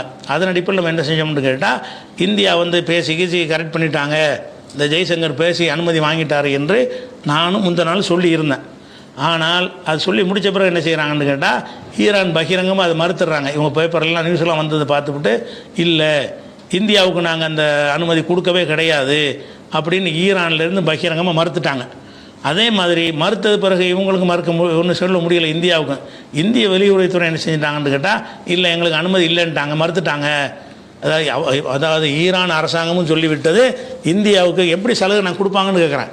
இவன் ஐநாவில் வந்து அந்த 170 குழந்தைகள் கொல்லப்பட்டது கண்டனம் செய்யாமல், ஒரு அதிபர் அத்துமீறி நாட்டுக்குள்ளே நுழைஞ்சு கொலை செஞ்சதை கண்டிக்காமல், எண்ணெய் வயல்களை அழித்ததெல்லாம் கண்டிக்காமல், இவனுடைய எதிர்த்தாக்குதலை மட்டும் கண்டித்து தீர்மானம் கொண்டு வந்து அதை இந்தியா ஆதரிக்கும் என்று சொன்னால் அதை நட்பு நாடு அவங்க எடுத்துக்கிடுவாங்களா? எடுக்க மாட்டாங்க தானே. அதனால் வந்து அவங்க ஏமாற தயாராக இல்லை, அது அவங்க ஒத்துக்கிறல முடியாட்டாங்க. அது ஒரு விஷயம் இந்தியா ஒத்துக்கிருச்சு. அதே நேரத்தில் வந்து இன்னொரு விஷயத்தை நம்ம பார்க்கணும். சீனா ரஷ்யாவுக்கு வந்து சீனாவுக்கு அனுமதி கொடுத்துருக்குறாங்க. சீனாவுக்கு அனுமதி கொடுத்தாங்கன்னு சொன்னால் அதில் என்ன பிரச்சனைன்னு கேட்டால், அதில் ஒரு அடிப்படையான விஷயம், சீனா வந்து ரஷ்யாவிலிருந்து ரஷ்யா வந்து அவனுடைய எண்ணெயை தான் சப்ளை பண்ணுறான். அவன் வந்து இந்த கல்ஃப் நாட்டிலேருந்து வாங்கி செய்கிறதில்ல. ரஷ்யாவுக்கு அந்த அனுமதி கொடுத்தார்களே, ஆனால் ரஷ்யாவிடத்தில் எக்கச்சக்கமாக எண்ணெய் வளம் இருக்கிறது. அதுபோக தேவைப்பட்டால் ஈரானில் கூட வாங்கிக்கிடுவான். அந்த ரஷ்யாட்டேருந்து நீங்கள் வாங்குவீங்க. அப்படி செய்கிறது வந்து சீனா என்ன செய்வான், சப்ளை செய்வான். ஆனால் இந்தியாவுக்கு அனுமதி கொடுத்தா எங்கே போய் அந்த எண்ணெயை வாங்குவான்? இந்த கல்ஃப் நாட்டில் வாங்குவான். இந்த அரபுகள் தான் இவ்வளோ அநியாயம் பண்ணுறாங்க. இவ்வளோ அநியாயம் பண்ணது யார்? இந்த அரபுகள் தான் அமெரிக்காவுக்கு இவ்வளோ தளங்களையும் உண்டாக்கி கொடுத்து அவனை மத்திய கிழக்கை மிரட்டக்கூடிய அளவுக்கு அவனை ஆக்குனது யாருன்னு கேட்டால், இந்த அரபுகள்கிட்ட இருக்கிற பண திமிரு தான். அதனால் வந்து அவங்களுடைய அந்த ஆயிலுடைய இதெல்லாம் வந்து வளர்த்து விடுறதுக்கு அவன் அனுமதி கொடுக்க மாட்டான். அதனால் அது ஒரு காரணம். ரெண்டாவது, இந்தியா வந்து நேர்மையாக நடந்து கொள்ளலை அப்படிங்கிற ஒரு விஷயம். அது மாத்திரம் இல்லாமல் இந்த அப்பாஸ் அராக்சிகிட்ட வந்து ஜெய்சங்கர் பேசுகிறாரு. அவர் பேசும்போது என்ன செய்கிறாருன்னு கேட்டால், அவர் தெளிவாக சொல்லிட்டார், நீங்கள் முதல்ல நீங்கள் கண்டன தீர்மானம் போட்டிங்கல்ல, அதே மாதிரி இதையும் சேர்த்து ஒரு கண்டன தீர்மானம் போட்டு வாங்கன்ட்டார் ஒரே வார்த்தையாக. அதாவது இந்த குழந்தைகளை கொன்றதை வந்து நாங்கள் என்ன செய்கிறோம், அமெரிக்காவை கண்டிக்கிறோம், இஸ்ரேலை கண்டிக்கிறோம், அந்த ஒரு நாட்டின் அதிபரை போய் நாடு கடந்து சென்று கொலை செஞ்ச ஒரு காரணம் இல்லாமல் கொலை செஞ்சதை கண்டிக்கிறோன்னு சொல்லி அதுக்கு ஒரு தீர்மானத்தை போட்டு என்கிட்ட பேசுங்கன்ட்டார் அந்த ஆள். இந்த அப்பாஸ் அராக்சி வெளியுறவு அமைச்சர் இருக்கார, நம்ம வெளியுறவு அமைச்சர் ஜெய்சங்கர் பேசும் பொழுது, நீங்கள் பிரிக்ஸ் நாடுகள்னு ஒரு நாடை வச்சுக்கிட்டு இருக்கிறீங்க, கூட்டமைப்பு வச்சுருக்கிறீங்க, அந்த நாட்டில் நீங்கள் அங்கம் வகிக்கிறீங்க இந்தியா.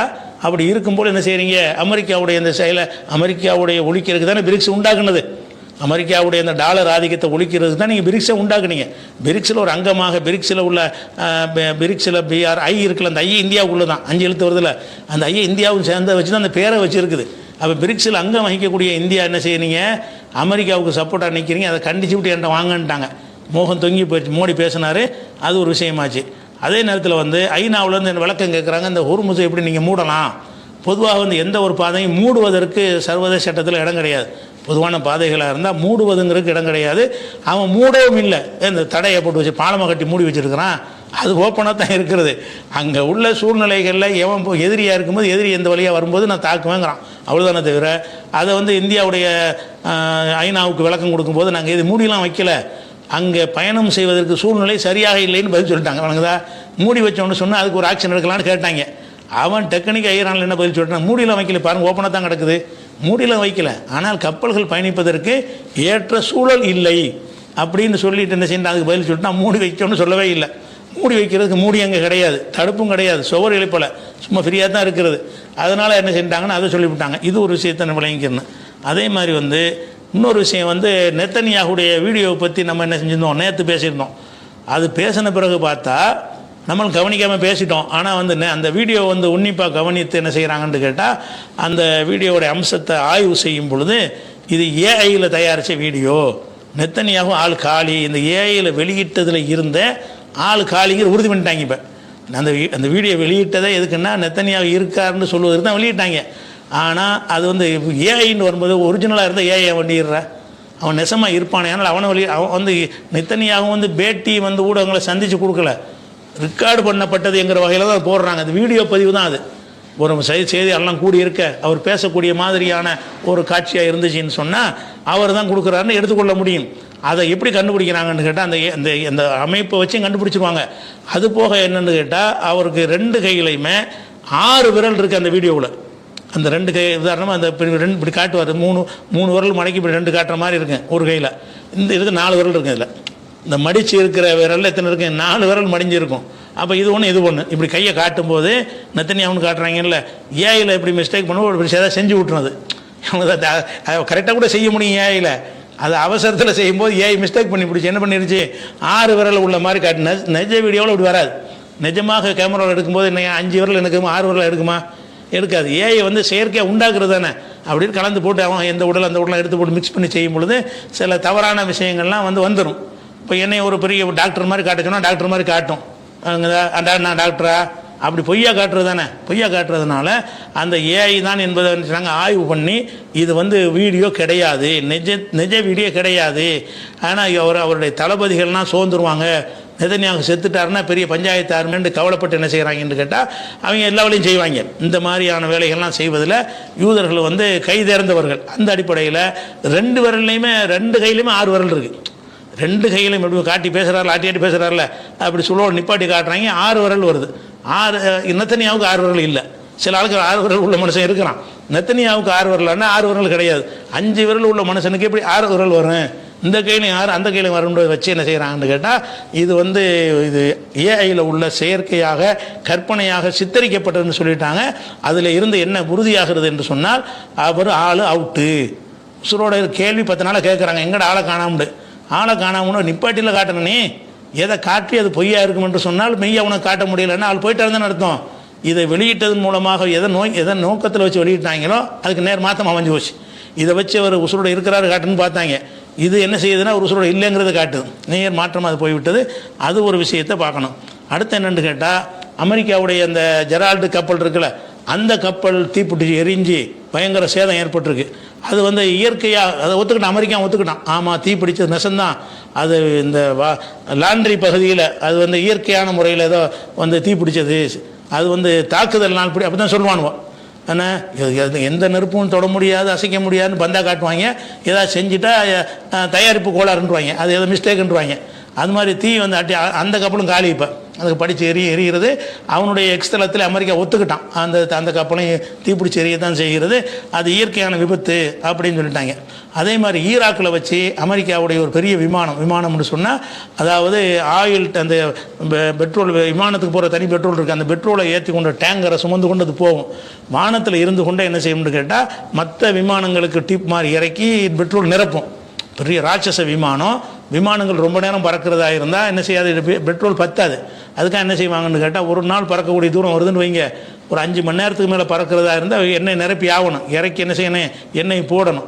யுத்த காலத்தில் வந்து ஆகாயத்தில் இருந்துக்கிட்டே வரும்போது என்ன செய்யணும்னா பெட்ரோல் தீந்துரும்னு சொன்னால் இந்த விமானம் போய் ரெண்டையும் ஜாயின்ட் பண்ணி அதுலேருந்து என்ன செய்யும், ஒரு விமானத்துலேருந்து ஒரு 5 விமானம் 6 விமானத்துக்கு என்ன ஆயில் நிரப்ப முடியும். அப்படி ஒரு ராட்சச விமானம், பெரிய பட்ஜெட் உள்ள ஒரு விமானம். அந்த விமானத்தை ஈராக்கில் அடித்து தள்ளி தகர்த்து விட்டாங்க. அது கேட்டால் அது வந்து அது விபத்து தான் ஏற்படுச்சு. செய்யலாம் விபத்துன்றாங்க. அது விபத்தில் ஏற்பட்டுச்சு, யாரும் தாக்கியெல்லாம் செய்யலை அப்படின்ட்டாங்க. ஈராக் அரசாங்கம் வந்து இல்லை, எங்கள் எல்லையில் அத்துமீறி பறந்ததுனால நாங்கள் தான் அடித்தோம்னு சொல்லிட்டாங்க. எங்கள் எல்லையில் இருந்துங்க பர்மிஷன் இல்லாமல் எங்கள் நாட்டு எல்லைக்குள்ளே வர்றதா இருந்தால், ஏன்னா ஈராக்கில் இருக்கிற ஒரு ஆட்சி வந்து ஈரானுக்கு சப்போர்ட்டான ஆட்சி இப்போ இருக்குது. அவங்க என்ன செஞ்சிட்டாங்கன்னா அந்த அமெரிக்க விமானத்தை சுட்டு தள்ளிட்டாங்க. நாங்கள் தான் சுட்டு தள்ளணும். எதுக்கு சுட்டு தள்ளணும்னு கேட்டால், எங்கள் நாட்டு எல்லைக்குள்ளே ஒரு பர்மிஷன் கேட்டு வரணும். பர்மிஷன் இல்லாமல் யார் வந்தாலும் நாங்கள் சுடத்தான் செய்வோம்னு சொல்லிட்டாங்க. இவன் விபத்துன்னு சொல்கிறான். அது ஒரு விஷயத்தை நம்ம பார்க்குறோம். அதே மாதிரி வந்து அந்த குதுசு தினம் என்ற ஒரு தினத்தை வந்து ஈரானில் கொண்டாடுவாங்க. குதுசுண்டா எதுக்கு பேருன்னா, நம்ம பைத்துல் முகத்தஸ் இருக்குல்ல, பைத்துல் முகத்தஸ் என்கிற வார்த்தையை பைத்துல் குதுசு என்று சொல்லுவாங்க. அர்த்தம் ஒன்று தான். முகத்தஸ் என்றாலும் பரிசுத்தமானது, குதுசு என்றாலும் பரிசுத்தமானது. ஒரே குதுசுங்கிற சொல்லில் இருந்தால் முகத்தஸுங்கிறது வருகிறது.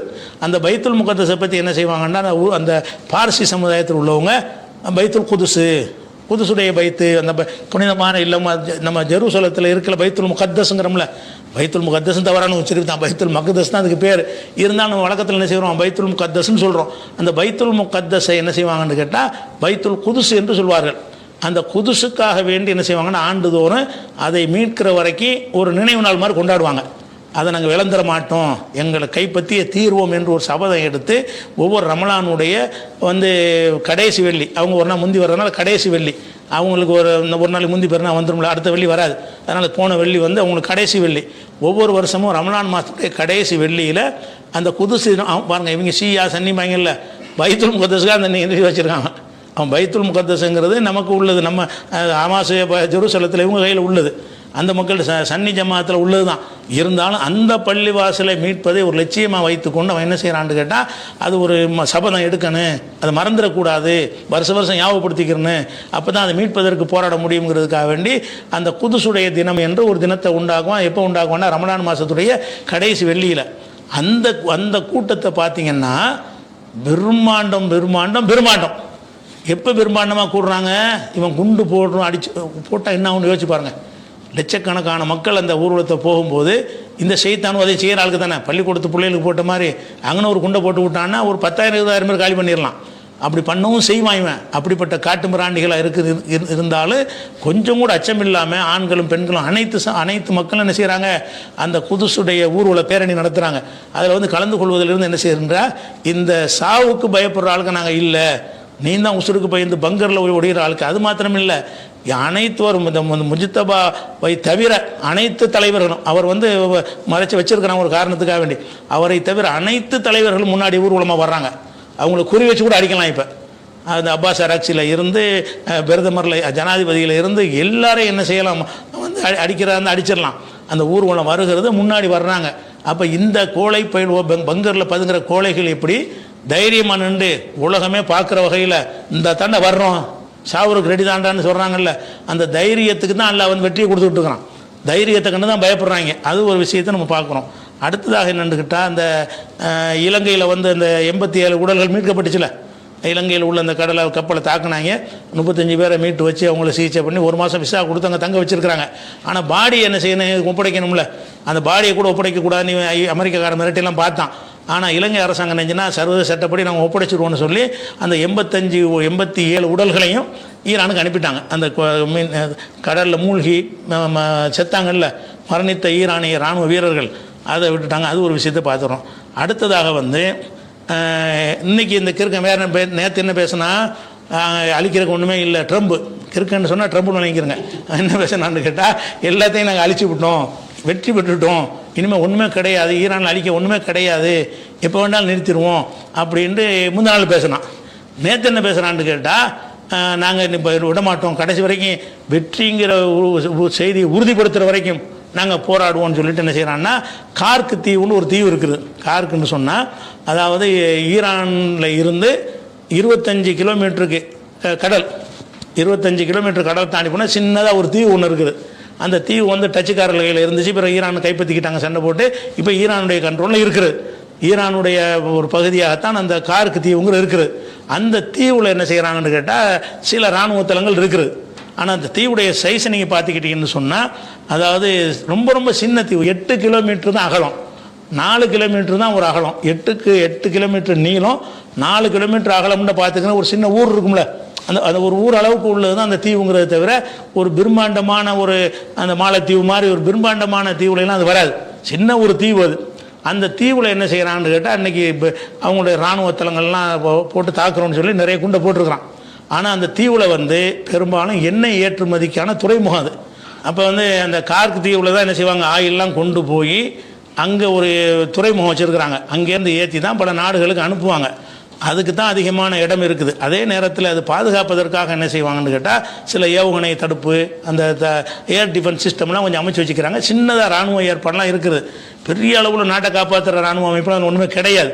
ஏன்னா அந்த இடத்துல செய்ய முடியாதுல்ல, ஏவுகணை தளங்கள்லாம் அமைக்கிறதா இருந்தால் இந்த சின்ன இடத்துல எப்படி ஏவுகணை அமைக்கிறது, சின்ன இடம் தான். அதனால் என்ன செய்கிறாருன்னா இப்போ ட்ரம்ப் வந்து அதில் கொண்டே குண்டை போட்டிருக்கிறாங்க.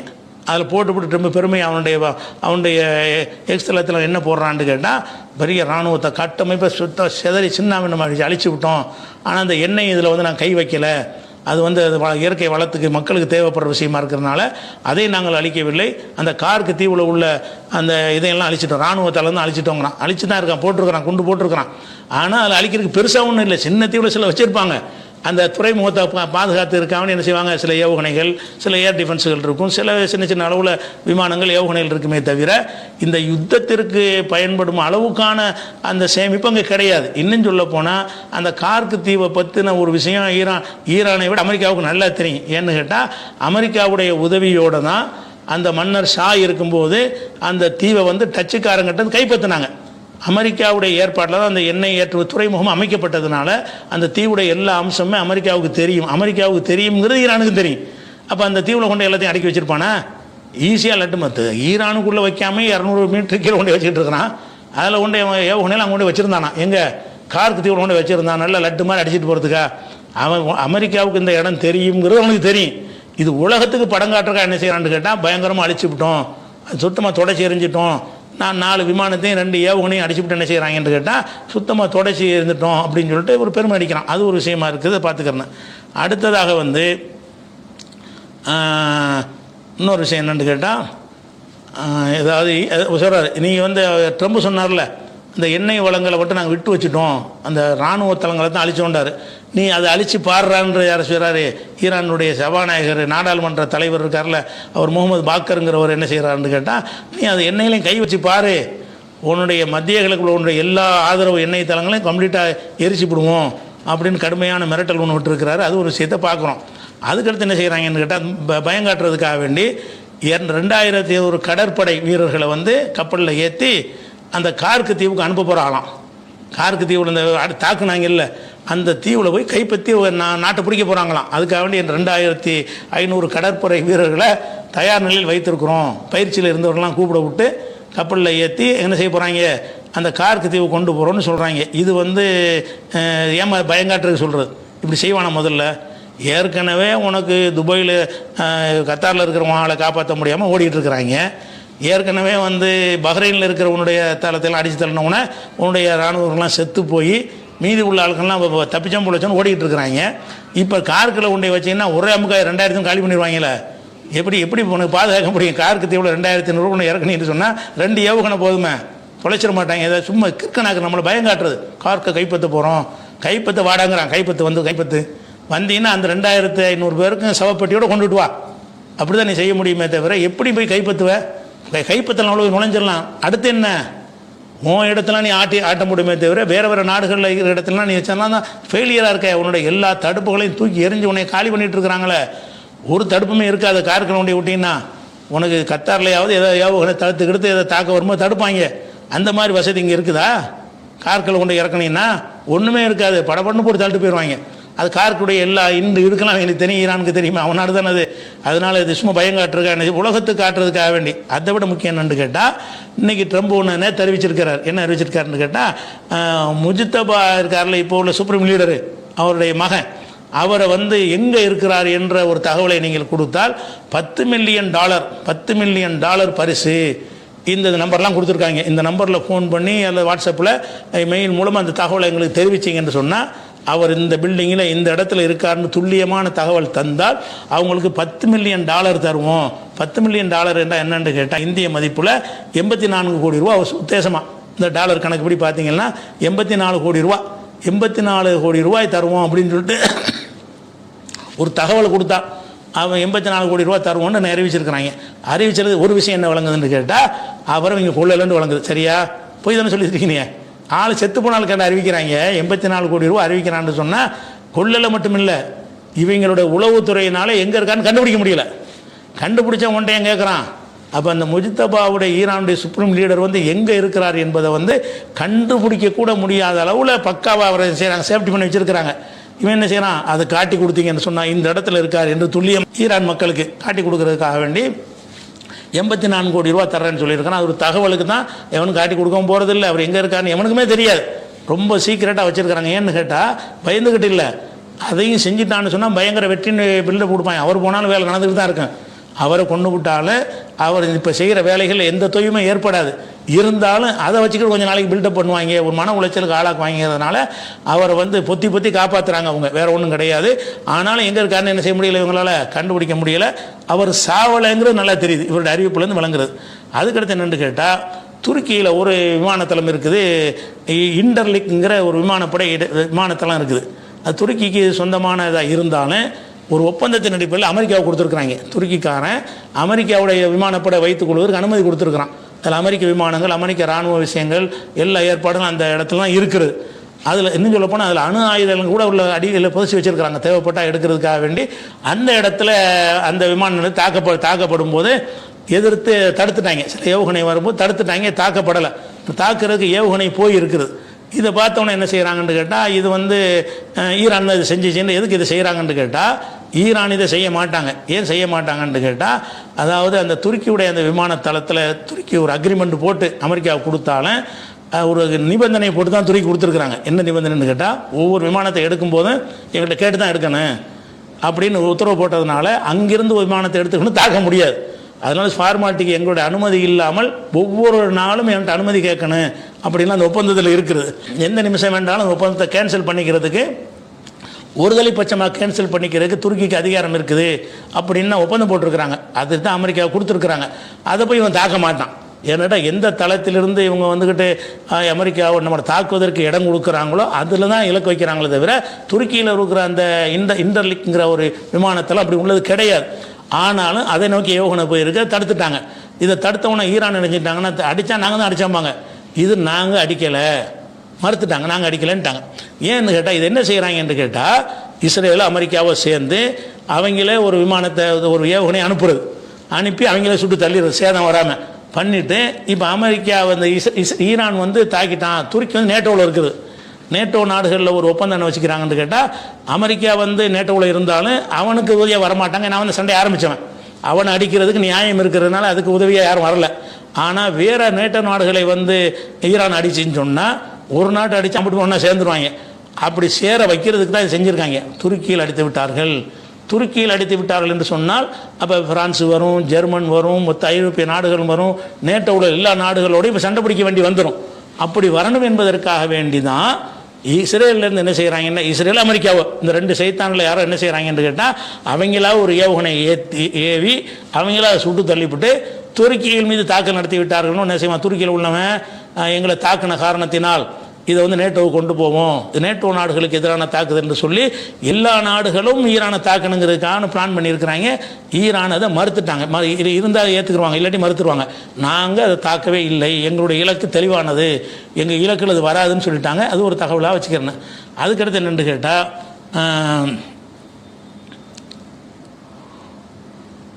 இப்போ இந்த கேஸ் பிரச்சனை இருக்குல்ல, கேஸ் பிரச்சனையை பொறுத்த வரைக்கும் இந்த கேஸு பற்றாக்குறைங்கிறாங்கல்ல, இந்த பற்றாக்குறைக்கு வந்து காரணம் என்னென்னா, சில தனியார் தொலைக்காட்சி விவாதங்களில் சில நிபுணர்கள் விவாதம் பண்ணும்போது சில தகவல்களை போட்டாங்க.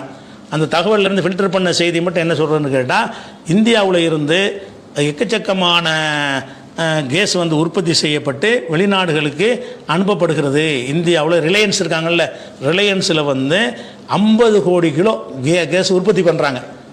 ஒரு ஒரு ஒரு மாதமும் 50 கோடி கிலோ கேஸ் உற்பத்தி பண்ணுறாங்க. அது பூராவுமே வேறு நாடுகள் ஏற்றுமதி ஆகுது. ஏற்றுமதியை பண்ணிவிட்டு இவன் தேவைக்கு இந்தியா தேவைக்கு என்ன செய்கிறான்னா கத்தார்லேருந்து கேஸை வாங்குறான். அந்த நிபுணர்கள் அதில் சொல்கிறாங்க, ஏன்டா அந்த வேலையை செய்கிறீங்க, இங்கேருந்து வேறு நாட்டுக்கு அனுப்புறீங்கள, நீ இந்த ஆயில்கள்லேருந்து சுத்தப்படுத்தும் போது அதில் கேஸு கிடைக்கும். ஆயிலை வந்து பல வகையாக பிரிக்கிறாங்கல்ல, அந்த குரூட் ஆயில் எடுத்து மண்ணெண்ணெய், டீசலு, விமானத்துக்கு போடுற ஒயிட் பெட்ரோல்னு பல வகையாக பிரித்து எடுப்பாங்க. அப்படி எடுக்கும் பொழுது அதில் ஒரு வகையாக கேஸும் அதில் கிடைக்கும். அந்த கேஸ் எவ்வளோ வரும்னா, அதாவது 7000 கோடி கிலோ அந்த ரீஃபைண்ட் பண்ணக்கூடிய நேரத்தில் 50 கோடி கிலோ அந்த கேஸ் கிடைக்கும். அதை மாத்திரம் இந்தியாவிலே கொடுக்கணும்னு சட்டம் போட்டாங்கன்னு சொன்னால் கொஞ்ச நாளைக்கு கேஸ் பிரச்சனைலாம் தீர்ந்துடும். இங்கே உற்பத்தி பண்ணி வெளிநாட்டுக்கு அனுப்பிட்டு இவன் வெளிநாட்டிலேருந்து இறக்குமதி பண்ணுறதுனால தான் உனக்கு கேஸ் கிடைக்க மாட்டேங்குது. இங்கே தான் உற்பத்தி பண்ணுறீங்களே, இதை வெளிநாட்டுக்கு அனுப்புறது தடை பண்ண கொஞ்ச நாளைக்கு பிரச்சனை தீர்கிற வரைக்கும் இங்கே உற்பத்தி ஆகக்கூடிய கேஸுகளை வந்து இங்கே தான் விநியோகிக்கணும்னு ரிலையன்ஸுக்கு ஒரு உத்தரவு போடுறான்னு இந்த விவாதத்தில் நிபுணர்கள் பேசுனது தான். அது நம்ம சோர்ஸ்லாம் என்கிட்ட இல்லை, அவங்க பேசுனதில் உள்ள விஷயம். அப்படி செஞ்சார்கள்னு சொன்னால் அது ஒரு பிரச்சனை இல்லை. அதுபோக ரஷ்யாவிலேருந்து வந்து நேற்று வந்துருச்சு கேஸ். இந்த ஹுர்முஸ் வழியாக வர முடியாட்டாலும் அவர் தான் நம்ம பெரிய பிரதமர் அனுமதி கொடுத்துட்டார்ல, அதன்படி ரஷ்யாவில் வாங்கி என்ன செஞ்சிட்டாங்கன்னா 70 லட்சம் 60 லட்சம் பேரல் வந்திருக்குது. 60 லட்சம் பேர் நல்ல ரேட்டு அதிகமாக வச்சுருப்பான் ரஷ்யாக்காரன். இவங்க விசுவாசமாக நடக்காதனால அதிகமான ரேட்டை கொடுத்து என்ன செய்யிருப்பாங்க, வாங்கியிருப்பாங்க. அங்கேருந்து வந்துட்டதுனால கேஸு பிரச்சனைலாம் வந்து இனிமேல் இருக்காது. செயற்கையாக தான் என்ன செய்கிறாங்க, தட்டுப்பாடு படுத்துகிறாங்க. அது ஒரு விஷயத்தை வச்சுருந்தோம். அடுத்து இன்னொரு விஷயம் என்னென்னு கேட்டால், அந்த ஷியாக்கள் சில பேர் என்ன செய்வாங்கன்னா, ஆயிஷா நாயகி அவங்களெல்லாம் காஃபிர்னு திட்டிலாம் வீடியோ களிமா சொல்லும்போது என்ன செய்வாங்கன்னா சொல்லுவாங்க. இதை நானே பல வருடங்களுக்கு முன்னாடி நம்ம தான் முத போட்டு வீடியோவில் போட்டு விட்ருக்கோம், ஆன்லைனில் இருக்கும். அதை எடுத்து என்ன செய்கிறாங்கன்னு கேட்டால், இந்த கூட்டத்துக்கு அவங்களுடைய ஆதரவு அப்படிங்கிறாங்க. அப்படியே ஷியாவில் பல பிரிவு இருக்குடா. சில பிரிவுகள் வந்து நீங்கள் சொல்லக்கூடிய பிரிவு இருக்குது, இஷ்டிமான ஆளுக்கு. அது ஈரானில் உள்ள ஷியா அந்த குரூப்பு கிடையாது. அதே மாதிரி யமனில் ஒரு ஷியா இருக்கிறாங்க, அவங்க வந்து நம்ம அந்த சன்னி பிரிவோடு ரொம்ப நெருக்கமாக இருக்கக்கூடியவங்க. அப்படி பிரிவு இருக்காங்க. ஒரே ஒரு எக்ஸ்ட்ரீமான குரூப் என்ன செய்வான்னு கேட்டால், அபூபக்கர் காஃபிர், உமர் காஃபிர். அப்படிமா அவனுக்கு ஈரானில் எந்த ஒரு தாக்கமும் கிடையாது, அவன் ஈரானுடைய ஆட்சியில் எந்த ஒரு பங்கு அவனுக்கு கிடையாது. இருந்தாலும் இதை வச்சுக்கிட்டு ஆயிஷாவை காஃபிர், அபூபக்கரை காஃபிர்னு சொல்லக்கூடிய இந்த ஷியாக்களுக்கு அவங்களுக்கு ஆதரவுங்கிறான். ஷியாக்களே பல வகை இருக்குங்கிறத அந்த முபாரக் மதனி சவுதிக்கு ஜல்லி அடிப்பார்ல, அவர் பேசும்போது சொல்கிறார், பல வகையான ஷியாக்கள் இருக்கிறாங்க அப்படின்னு சொல்லி. இந்த வகையில் இல்லைன்னு அது சொல்கிறார். அப்படி இருந்தும் கூட என்ன செய்கிறாங்கன்னு கேட்டால் அது பரப்புகிறாங்க. அதே நேரத்தில் வந்து காமினி இருக்கக்கூடிய நேரத்தில் ஒரு பதிவு தெளிவாக போட்டிருக்கார். நபிகள் நாயகம் அவர்களுடைய மனைவி ஆயிஷாவை எவன் மறுத்தாலும் குறை சொன்னாலும் அவன் நபியைத்தான் அவமதிக்கிறான், அப்படித்தான் நாங்கள் எடுத்துக்கொள்வோம் டிக்ளேர் பண்ணியிருக்கார் அவர். இவங்களுக்கு மறுப்பு கொடுத்துருக்கிறார். இப்போ உள்ளவங்க அந்த கொள்கையில் இருந்தால் தான் என்ன செய்யணும், அதை சொல்லணும். அவங்க சில அலியை உயர்த்துவார்கள், அபூபக்கரை மட்டமாக்கும், அது ஒரு விஷயம். ஆயிஷா நாயை காஃபிராக்குவாங்கன்னு சொல்லக்கூடிய ஒரு விஷயம் வந்து பொய், அப்படி கிடையாது, நாங்கள் அப்படி சொல்லலை அப்படிங்கிற ஒரு விஷயத்தையும் பார்த்துட்டோம். அடுத்ததாக ஒரு மௌலை முபாரக் மதனின்ற ஒரு மௌலை என்ன பேசுகிறாருன்னு கேட்டால், இந்த ஈரானை பற்றி அதை பேசி ஆகணும்ல, ஈரானை பற்றி பேசி என்னென்ன கதையெல்லாம் சொல்கிறார். சொல்லிவிட்டு ஃபித்னாவுடைய காலத்தில் வாய்மூடி இருக்க வேண்டும், இது ஃபித்னாவுடைய காலமாக. அது ஒரு பக்கம் ஈரான் என்பது எல்லாமே தௌஹீத் ஆளுக்கு நினச்சிட்டு பேசுகிற மாதிரி, ஒரு பக்கம் ஈரான், ஒரு பக்கம் இஸ்ரேலு, ஒரு பக்கம் அமெரிக்கான்னு இருக்கிறது. இப்படி ஒரு ஃபித்னா நடக்கக்கூடிய காலத்தில் வாய் முடிக்கிறணும்னு என்ன செய்கிறாரு, அதுக்கு எதிர்த்தும் பேச முடியலை. ஈரானை எதிர்த்தா மக்களுடைய ஆதரவு போயிடும். அதே நேரத்தில் ஆதரவாகவும் பேச முடியலை. ஆதரவாக பேச சவுதியுடைய அந்த படி அளக்கிறது போயிடும். அதுக்காக என்ன செய்கிறாங்கன்னா, ரொம்ப டெக்னிக்காக பேசாமல் இருந்துருவோம், எதுவும் பேசாதியே, ஆதரவு தெரிவிக்காதியேங்கிறது அந்த வார்த்தையில் சொல்கிறார். ஃபித்னா காலம்ங்கிறார். ஃபித்னா காலம்னா இது அர்த்தம், ஆயிஷா நாயகி அலிக்கு சண்டை நினச்சி அது ஃபித்னா காலம். முஸ்லீம்களுக்கு மத்தியில் 2 பேர் இருக்கக்கூடியது ஃபித்னாவுடைய காலம்.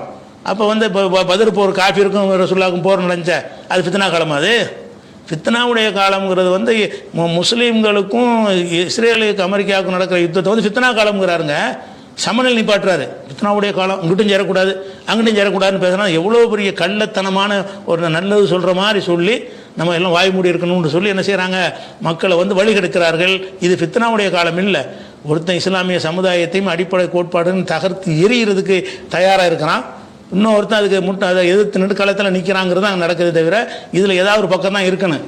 இதில் எந்த பக்கம் போகிறதுன்னு தெரியாமல் இருக்கும்போது தான் அந்த ஃபித்னா பேசணும். உதாரணம், ஒரு சஹாபாக்கள் சில அபூபக்கரான சஹாபிலாம் இருந்தார்.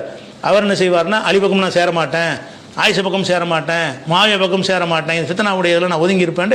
அப்போ நிறைய பேர் இருந்தாங்க. அது எப்போ உள்ள விஷயம், அது நமக்குள்ள ஒரு சண்டை வந்து இங்கிட்டு போகிறதா அங்கிட்டு போகிறதா, இவன் சரி அவன் சரியான்னு வர்ற நேரத்தில் தான் நீ செய்யணுமே தவிர, இதில் வந்து தெள்ள தெளிவாக இருக்கிறது. இவன் வந்து இஸ்ரேலுடைய கொள்கை என்ன, அமெரிக்காவுடைய கொள்கை என்ன, அவன் செல்வை போர்னு தெள்ள தெளிவாக சொல்லிட்டு அடிக்கிறான். அந்த மாதிரி இருக்கிற ஒரு நேரத்தில் வந்து இது ஃபித்னாவுடைய காலம், வாய் பேசாமல் இருங்கன்னு என்ன செய்கிறாரு சொல்கிறார். இப்படின்னா கிளம்பி இருக்கிறாங்க. அதாவது மக்கள் மத்தியில் அந்த சவுதியில் உள்ளதுக்கு ஒரு எப்படியாவது விசுவாசம் காட்டி ஆகணும், அப்படிங்கிறதுக்காக வேண்டி டைரெக்டாக காட்ட முடியாமல் ஒரு டைப்பில் மென்மையான முறையில் காட்டுறாங்க என்பது இது மாதிரி பல விஷயங்கள் இருக்குது. இன்ஷா அல்லாஹ் மற்ற நாளைக்கு பார்க்கலாம்.